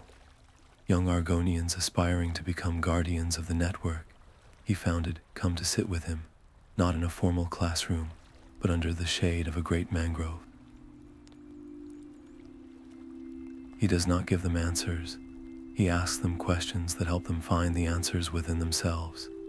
He listens more than he speaks, and his few, carefully chosen words carry the weight of lived experience and hard-won wisdom, offering perspectives that help them see their challenges through the long lens of history and holistic balance. Seeking solace and sustenance for his own spirit, he increasingly retreats to the great Hist Grove, the very heart of the mystery he once sought. But these journeys are no longer quests, they are homecomings. He walks the now familiar path, not with trepidation, but with the relaxed ease of one returning to a cherished home. When he arrives and settles into meditation at the base of the eldest tree, he does not do so alone. As he closes his eyes and stills his mind, he is enveloped by a presence far more vast and comforting than the tree's own immense consciousness. It is the accumulated echo of every Argonian who has since made the pilgrimage he first blazed. He can feel them there, not as ghosts, but as impressions left upon the timeless sap. The joyful wonder of a young artisan seeing the glowing roots for the first time, the tearful relief of a grieving parent finding comfort in the collective memory, the determined resolve of a new guardian swearing their oath. Their experiences have become part of the grove's eternal song, and he can sit amidst this chorus of his people, feeling their continued growth and understanding as a warm, humming energy that nourishes his own soul.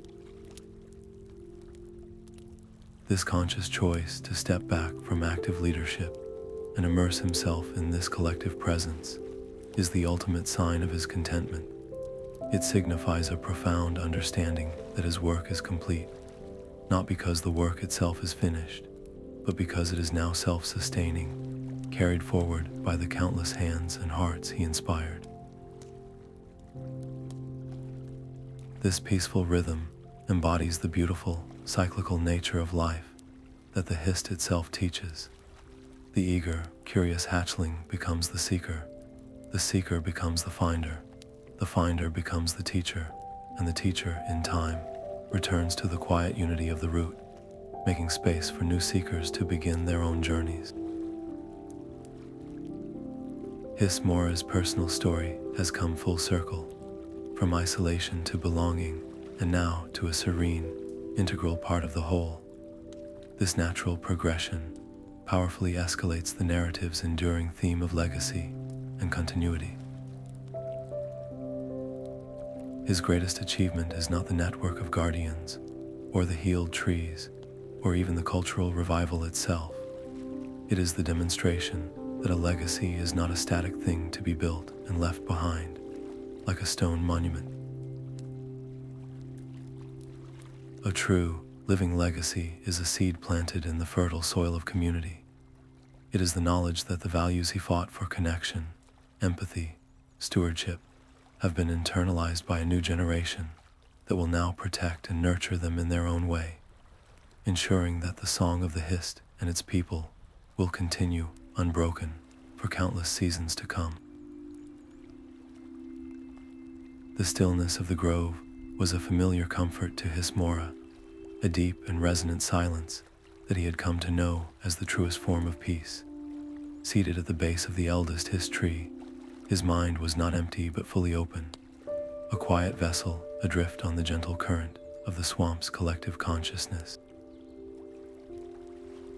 He felt the daily joys and minor worries of his people as soft, distant ripples, the satisfaction of a successful hunt, the quiet anxiety over a coming rain, the simple contentment of a shared meal.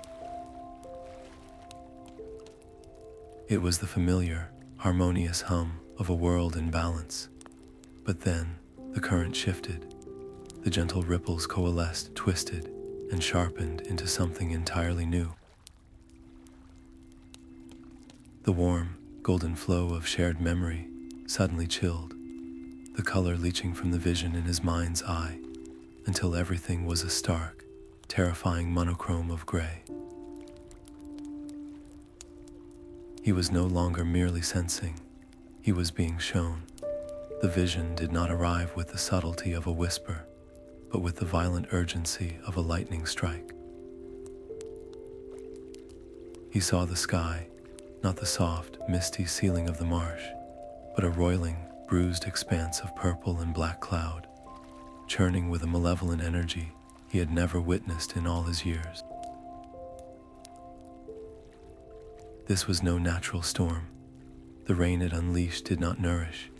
It scoured the land, a corrosive downpour that smelled of ozone and bitter salt, withering the vibrant mosses and blighting the hardy reeds where it fell. He saw the rivers, the lifeblood of Black Marsh, swell and churn not with fresh water, but with a churning, muddy torrent, their banks eroding, their courses shifting violently, carving new and destructive paths through the delicate ecosystem. The great trees themselves seemed to groan under the strain, their roots exposed and vulnerable in the newly unstable earth. This was a systemic unraveling, a fever dream of the land itself, and the message was clear and terrifying. The delicate ecological balance that sustained all life in the marsh was on the verge of a catastrophic disruption. As swiftly as it had seized him, the vision released him. Hiss-Mora's eyes snapped open, his chest heaving as if he had been running for his life. The tranquil grove around him seemed to spin for a moment before settling back into its serene reality. The contrast was dizzying. The air was still sweet, the sap still pulsed with its steady, golden rhythm, yet the horrifying potential of what he had just witnessed was now a cold, hard knot of certainty in his gut.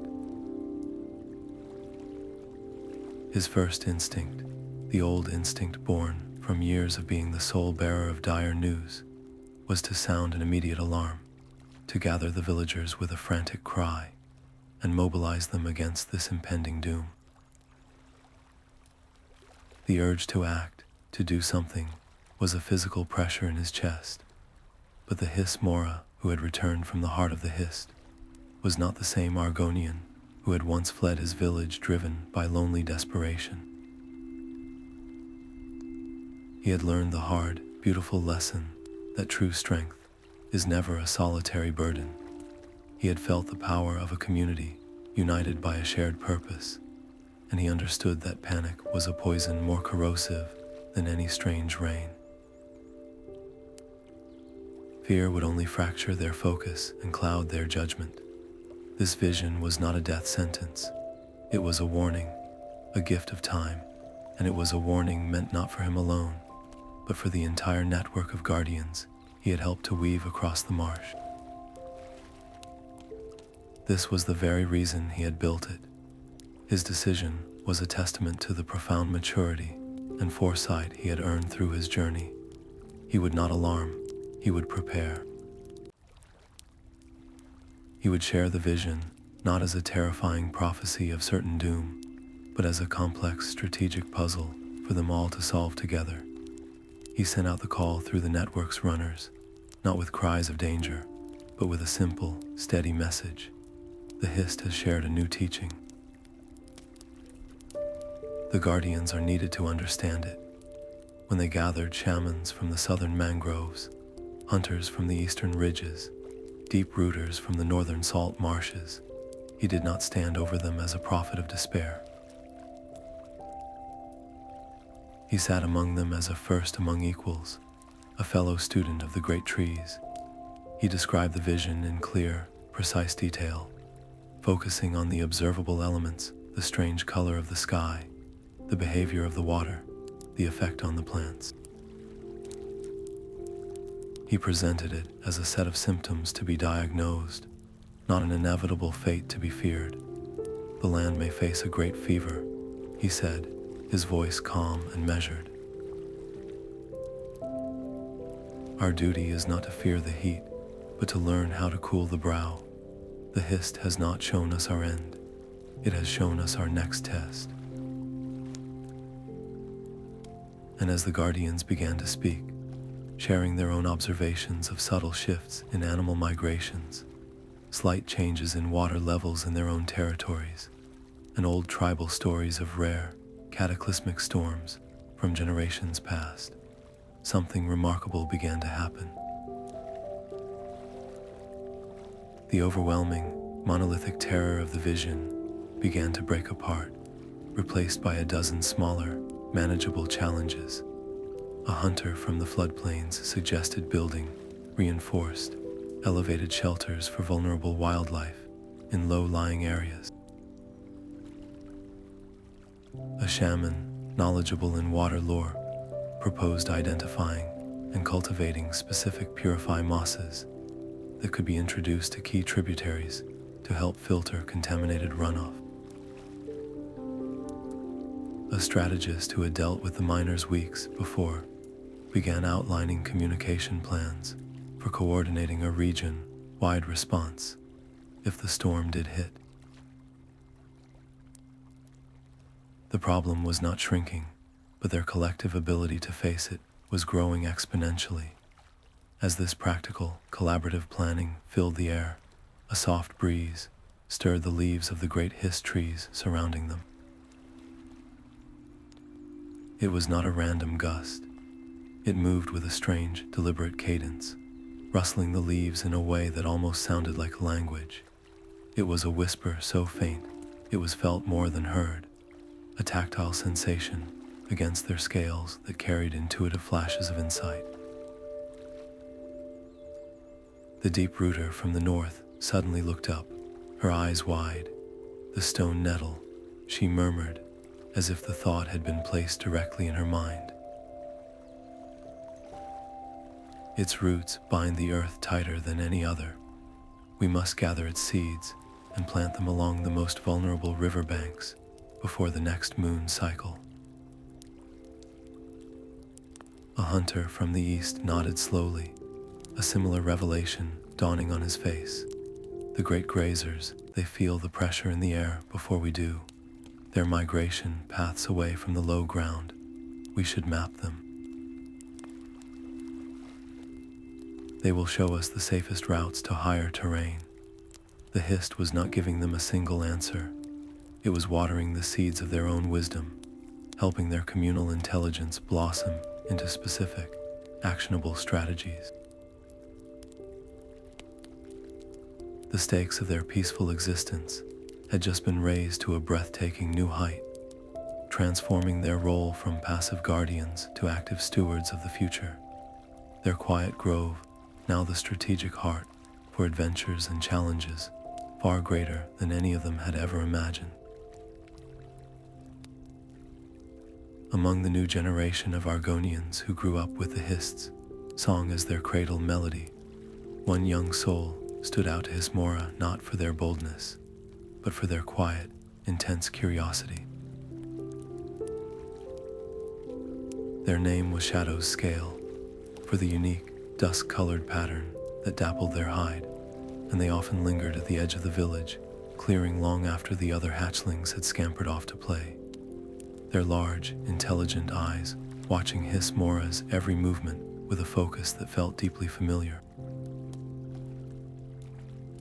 It was the same hungry, searching look Hiss-Mora himself had once worn, the look of an Argonian who felt the world's mysteries humming just beneath the surface of everyday life, and yearned to understand the source of the music. Seeing that look was like gazing into a still pool and catching the reflection of his own younger self, full of the same aching questions and the same restless drive for answers that had once propelled him into the unknown. Recognizing this spark, Hiss-Mora felt a new chapter of his purpose unfold. His work was no longer about seeking or even about leading. It was about nurturing. He began to invite Shadow's Scale to accompany him on his daily walks through the swamp, not as a formal student to a master, but as a companion on a shared path of discovery. Their lessons were never held in a stuffy hut or dictated from a scroll. The classroom was the living world itself. Hiss-Mora understood that to teach the rituals without the heart behind them was to build a vessel with no water to fill it. Anyone could be taught to chant the right tones or make the correct offering, but without the foundational virtues that gave those actions meaning, they were just empty sounds and motions, a hollow performance that would crumble at the first real challenge. And so, he began with the soil, both literal and metaphorical. He taught Shadow's Scale the importance of patience, not by explaining it, but by having them sit for a full hour beside a slow-blooming night flower, observing the agonizingly gradual unfurling of its luminous petals. The swamp does not hurry, Hiss-Mora would murmur, his voice blending with the evening's chorus of insects. It moves at the pace of root and rain. To understand it, you must first learn its rhythm. Impatience is a stone thrown into still water. It only distorts the reflection you seek to see. He taught empathy by having the young Argonian gently place their hands on the blighted bark of a tree that had been scarred by a recent lightning strike, not to heal it, but simply to feel the faint, pain tremor that still ran through its core, to understand that the land's suffering was a real, tangible thing to be acknowledged and shared, not just a problem to be solved. Most crucially, he taught balance. He showed Shadow's Scale how the predator and the prey were not enemies, but partners in a dance that kept the marsh strong. He explained that the Hist's wisdom was not about rejecting the outside world in fear, but about finding the equilibrium between necessary secrecy and compassionate engagement, just as he had with the wounded scholar and the mining settlement. "Strength is not a claw forever bared," he said one afternoon as they watched a powerful swamp tiger ignore a skittering lizard that was too small to be worth the energy to catch. True strength knows when to contract and when to expand, when to stand firm and when to flow like the water. To be only hard is to be brittle like dry bone. To be only soft is to have no form at all. The Hist teaches us to be both. These profound lessons were woven not through lectures, but through the ancient, powerful medium of story. As they walked, Hiss-Mora would share the tales of his own journey, but he framed them not as heroic epics, but as parables of fallibility and growth. He spoke of his fear in the Sinkhole, not to boast of his escape, but to illustrate the value of calm persistence.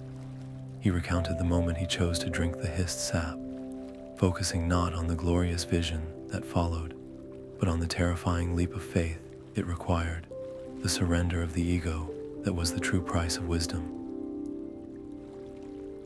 He shared stories of the first Argonians, of great leaders who were also flawed, of schisms that were healed not by force, but by a return to shared memory. Through these shared narratives, he wasn't just giving shadows scale knowledge. He was giving them a lineage, a place in a long, unbroken chain of seekers and guardians. This conscious, deliberate passing of the torch was the final, most vital cementing of Hiss-Mora's legacy. A statue or a scroll could be worn away by time and weather, but a living tradition, carried in the heart and mind of a willing inheritor, was eternal. By investing his deepest understanding in Shadow's scale, he was ensuring that the connection to the Hist would not be a static heirloom to be dusted off on ceremonial occasions, but a vibrant, evolving practice that would adapt and endure through the challenges of future generations.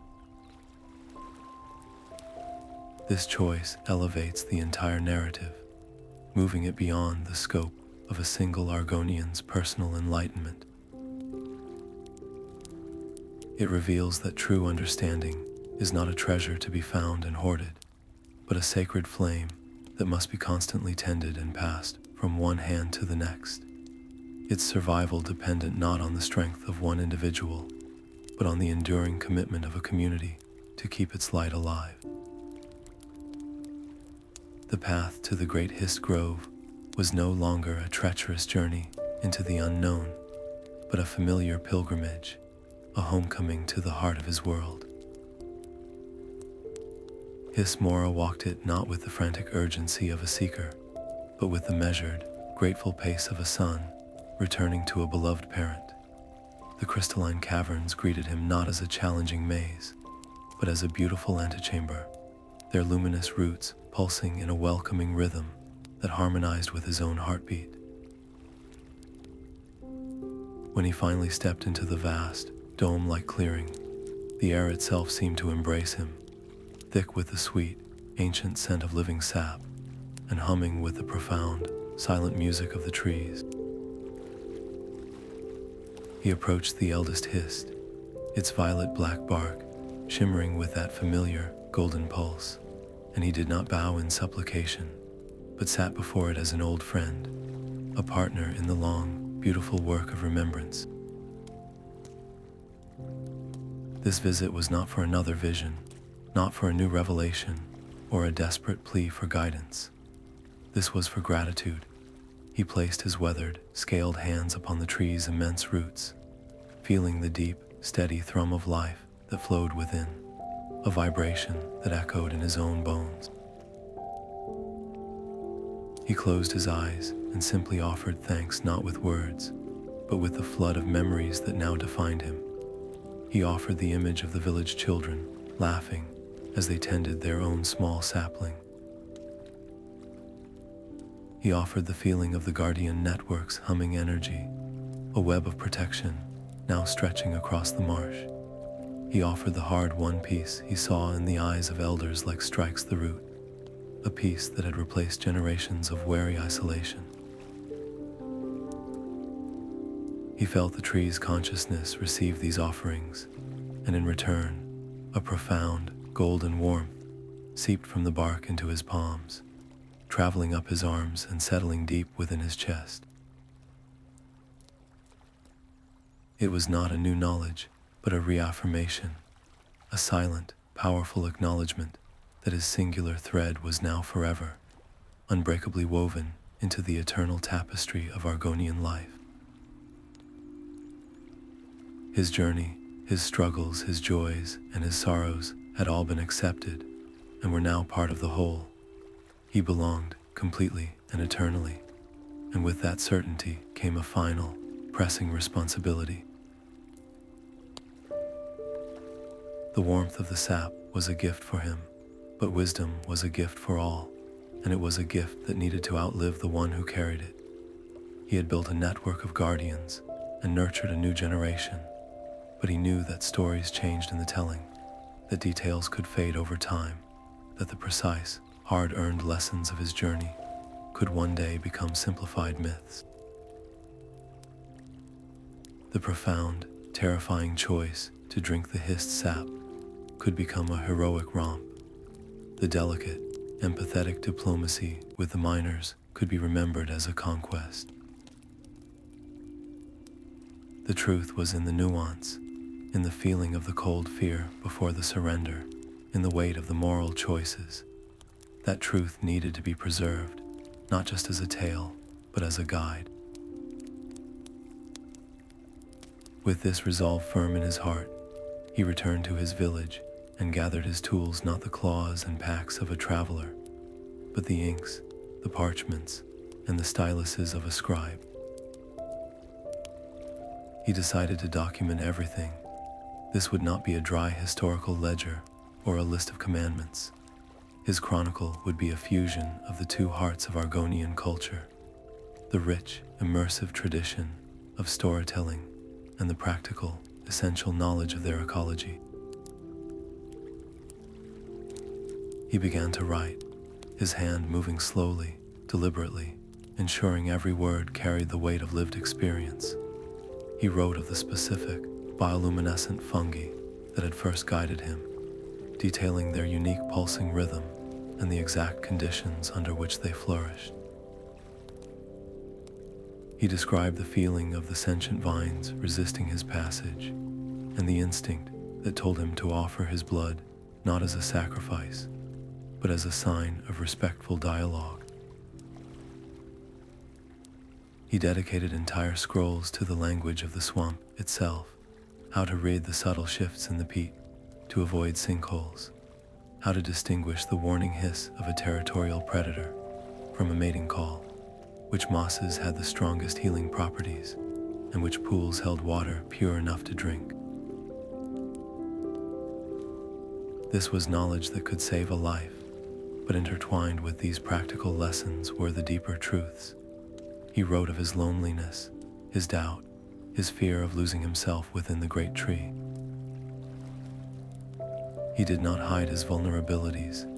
He highlighted them, showing that courage was not the absence of fear, but the choice to move forward despite it. He detailed his internal conflict over the wounded scholar, explaining the complex balance between compassion for a single life and the duty to protect an entire culture. His scrolls became more than a record. They were an invitation to walk in his scales, to feel the journey as he had felt it, to understand that the path to wisdom was paved with difficult choices and profound empathy. As he wrote day after day, the world outside his window seemed to lean in, offering its approval. The swamp, usually a cacophony of independent sounds, would often fall into a soft, harmonious hum while he worked. The tree frogs would chorus in a particularly melodic rhythm. The wind would sigh through the reeds like a contented breath, and the distant, ever-present pulse of the Hist's energy would feel like a steady, encouraging hand on his shoulder. It was a sign, as clear as any vision, that this act of preservation was the right one, the final, crucial piece of his life's work.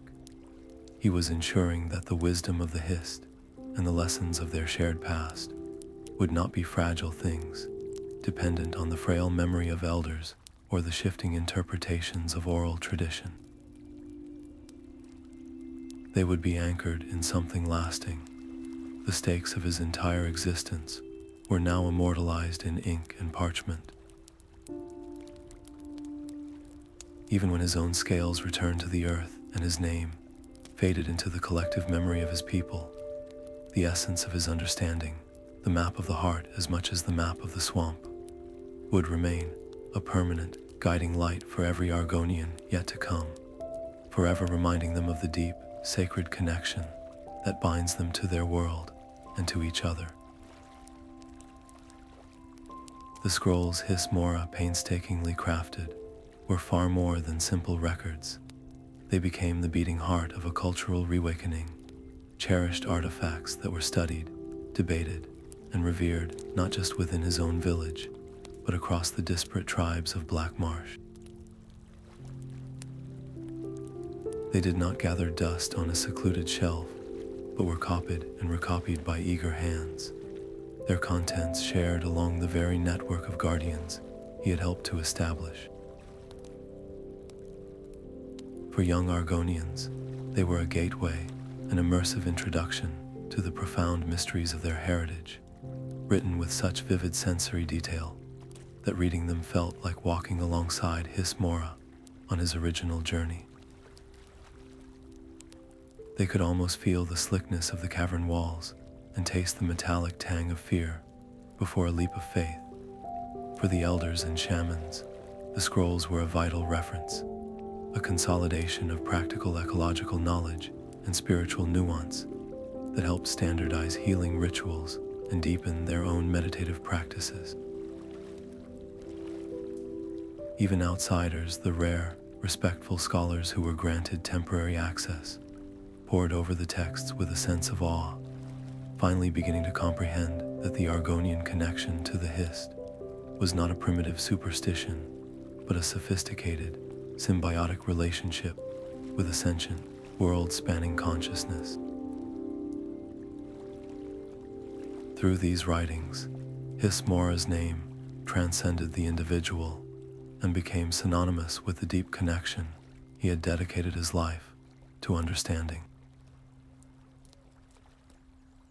He was no longer just a man, he was an idea.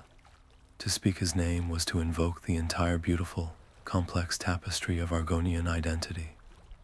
The struggle, the surrender, the empathy, and the ultimate unity with the swamp that nurtured them. Parents would tell their hatchlings stories of Hiss-Mora's courage, not as distant legends, but as a recent, tangible history they were all a part of. His life's work became the foundational myth for a new era, a story that belonged to everyone. In his own daily life, this legacy allowed him to settle into a profound and quiet contentment. His days were spent not in vigorous action, but in gentle reflection, often seated at the edge of the village or deep within the tranquil grove, simply feeling the vibrant, healthy hum of the land. He would watch the children play their new games, games that incorporated the rituals of offering and respect he had taught, and see the young guardians in training practice, reading the signs of the water and the wind. There was a deep, satisfying peace in knowing that he had helped to revive a vital, nearly lost part of his culture, not by forcing it upon anyone, but by simply reminding them of what had always slept within their own blood. The aching loneliness that had once defined him was now a memory replaced by the warm, constant awareness of a people reconnected. He understood, with a clarity that came from his communion with the timeless Hist, that his work was never meant to be about creating a perfect, unchanging utopia. New challenges would always arise: strange blights, external pressures, internal disagreements. This was the nature of a living world, but the fear of these future trials no longer held any power over him. His trust had shifted entirely from his own ability to solve problems to the resilient strength of the community he had helped to build and the enduring wisdom of the network he had nurtured. He had not built a wall to keep danger out. He had helped to weave a net that could catch and support them all when difficulties came. This final, conscious decision to release the burden of being the sole guardian and to place his faith in the collective brought a sweet, powerful emotional closure to his intensely personal journey. It was the ultimate act of surrender, and it left the door wide open for the next generation of seekers, teachers, and guardians, like the curious and capable shadows scale, to step forward, to face whatever came next with their own unique strengths, and to write the next chapter in their people's ever-unfolding story. The peace that had settled over Black Marsh was a deep and resonant thing, a harmony that Hiss-Mora felt in his bones every morning when he woke. It was the product of a lifetime's work, a tapestry of connection he had helped to weave with his own two hands. He had earned this quiet, but the swamp, in its ancient cyclical wisdom, does not deal in endings, only in transformations. The calm was shattered not by a loud invasion or a visible army, but by a silence. It began at the edges of perception, a faint dimming of the ever-present hum that was the shared consciousness of the Hist. It was a note missing from a familiar song, a chill on a wind that should have been warm. The first clear sign was the color. A guardian from the eastern marshes arrived at the village, her scales dull with travel dust, and her eyes wide with a fear that had nothing to do with physical danger. She spoke of the leaves on the great Hist trees in her territory. They were not simply falling as they did in their natural cycle. They were bleaching, turning a pale, sickly white at the edges before crumbling to dust. The sap that wept from the bark was not golden and vibrant, but thin and murky, smelling of spoiled nectar and damp rot. This was no natural blight, no simple disease. It was a corruption that attacked the very spirit of the trees, a silent, creeping malaise that seeped through the root network, spreading its poison from grove to grove with a terrifying speed.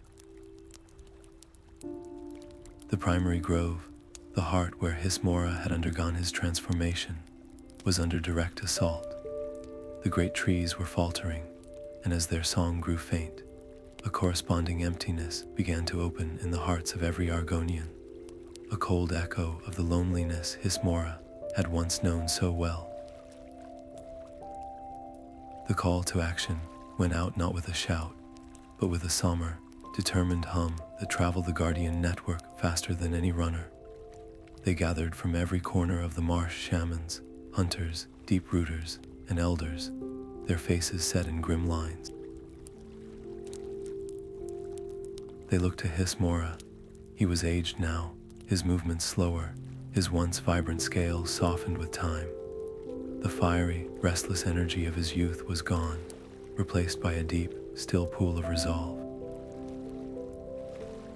He stood before them, not as a mighty warrior, but as the living root from which their entire movement had grown. He did not speak of battle or victory.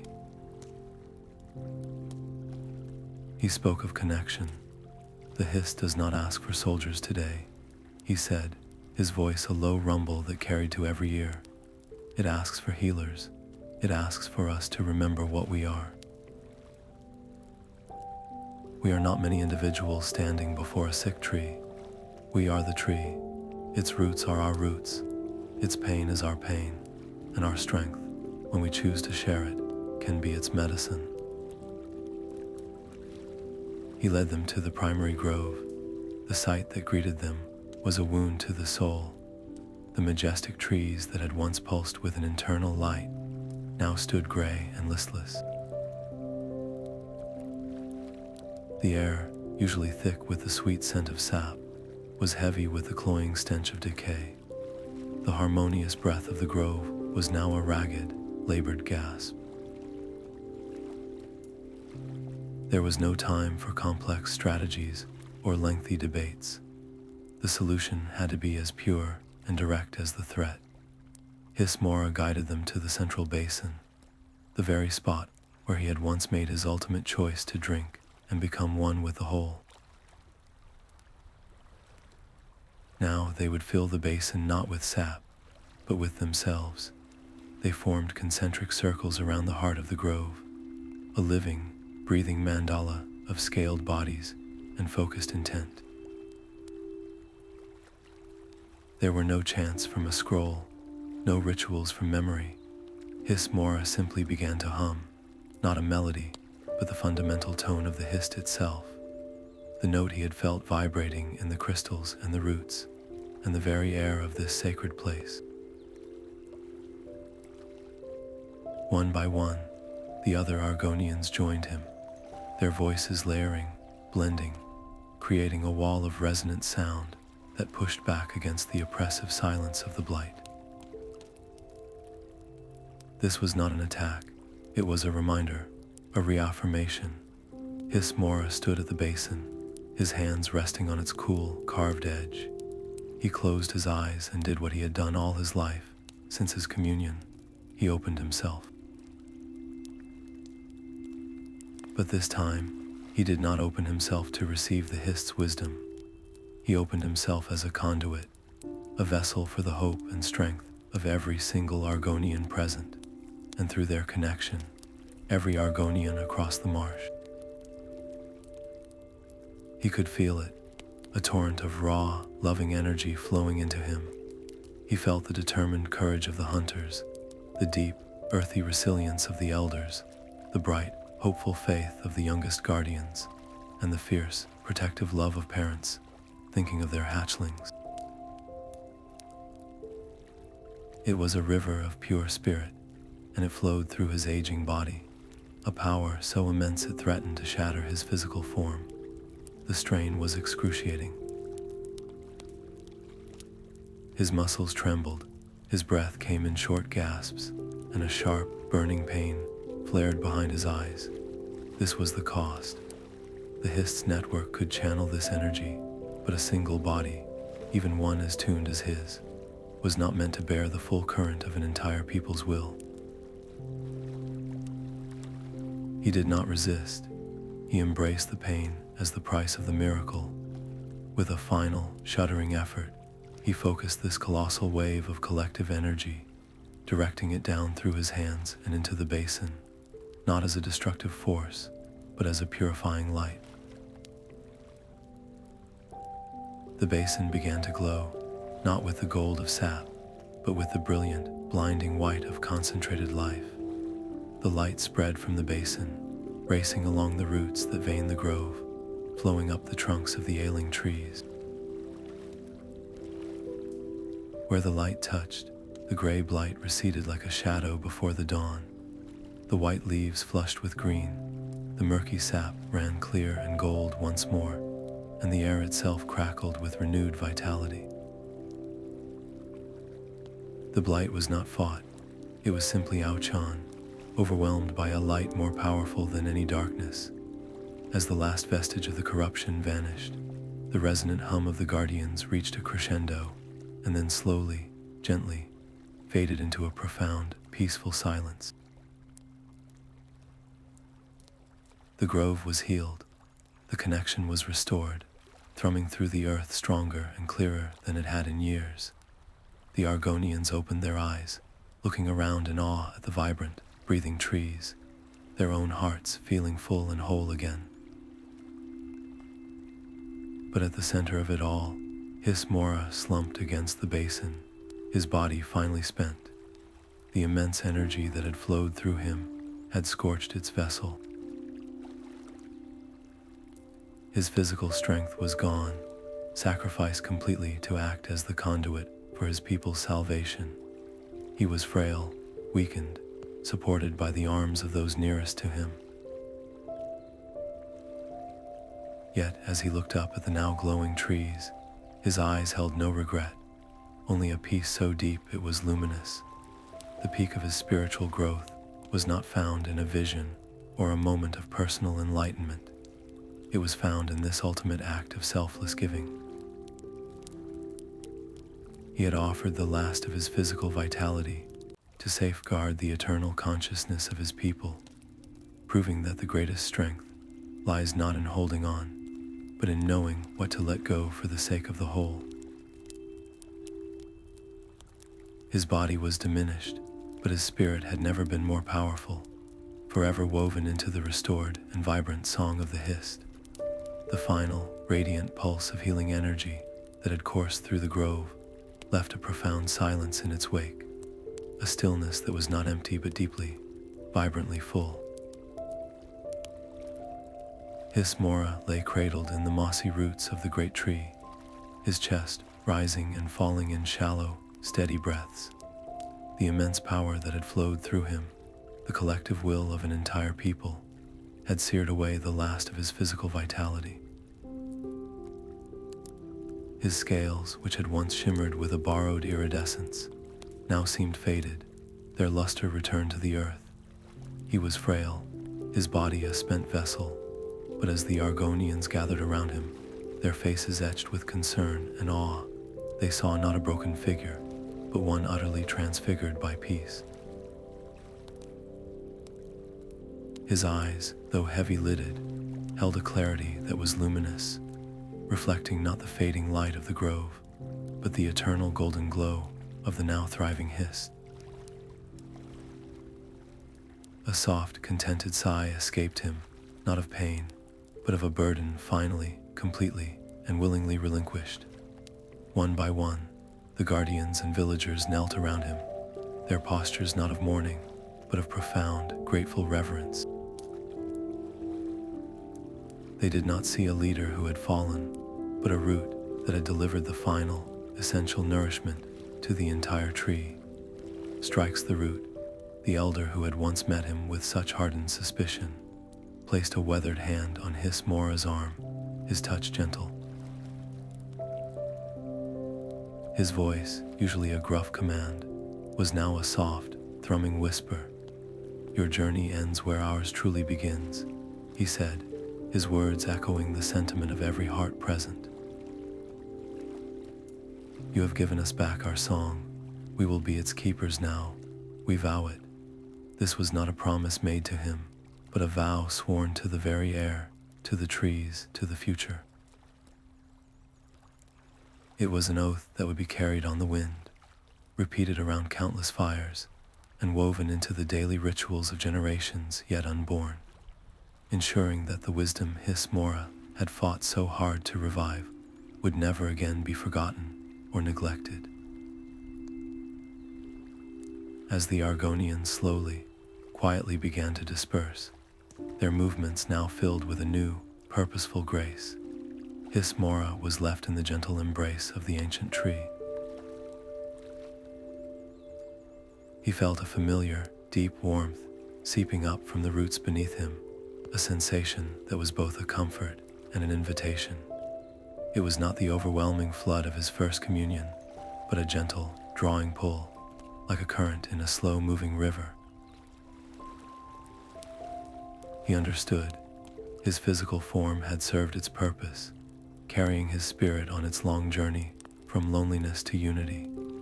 Now, it was time to return the vessel to the swamp and let the essence within join the source. He did not resist. With a final, conscious release, he let his awareness flow outward, not into nothingness, but into everything. He felt his individuality soften and expand, merging with the immense, timeless consciousness of the Hist network. He was no longer just Hiss-Mora. He was the memory of the first lizard folk who looked upon the trees with wonder, the joy of every hatching ceremony, the determined resilience of every guardian standing watch, the hopeful curiosity of every child learning the old ways.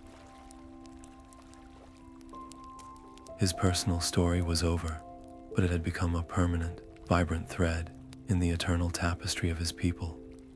In the days, seasons, and years that followed, the swamp did not merely recover. It flourished with a renewed, almost conscious intensity. The waters ran clearer, the plants grew more vibrant, and the creatures of the marsh exhibited a newfound boldness and intelligence, as if the restored health of the Hist had elevated the entire ecosystem. And Hiss-Mora's story, the tale of the lonely seeker who walked into the unknown and returned with the soul of his people, did not fade with time. It became the foundational myth of a new era, told and retold not as a history lesson, but as a living map of the heart. Parents would whisper it to hatchlings as they showed them how to make an offering to a sapling. Young lovers would recount it as they walked the luminous paths of the crystalline caverns. Guardians would draw strength from it during long, solitary watches. His life became a parable that taught the deepest truths, that belonging is found in surrender, that strength is forged in empathy, and that the most sacred duty of any generation is to protect the delicate, magical web of life that connects all things. His story provided a powerful emotional closure to a monumental journey, yet it also carried a beautiful, implicit promise whispered on every leaf and in every drop of sap. The connection between the Argonians and the Hist is not a static, finished thing, but a living, breathing relationship that will forever continue to evolve, deepen, and endure.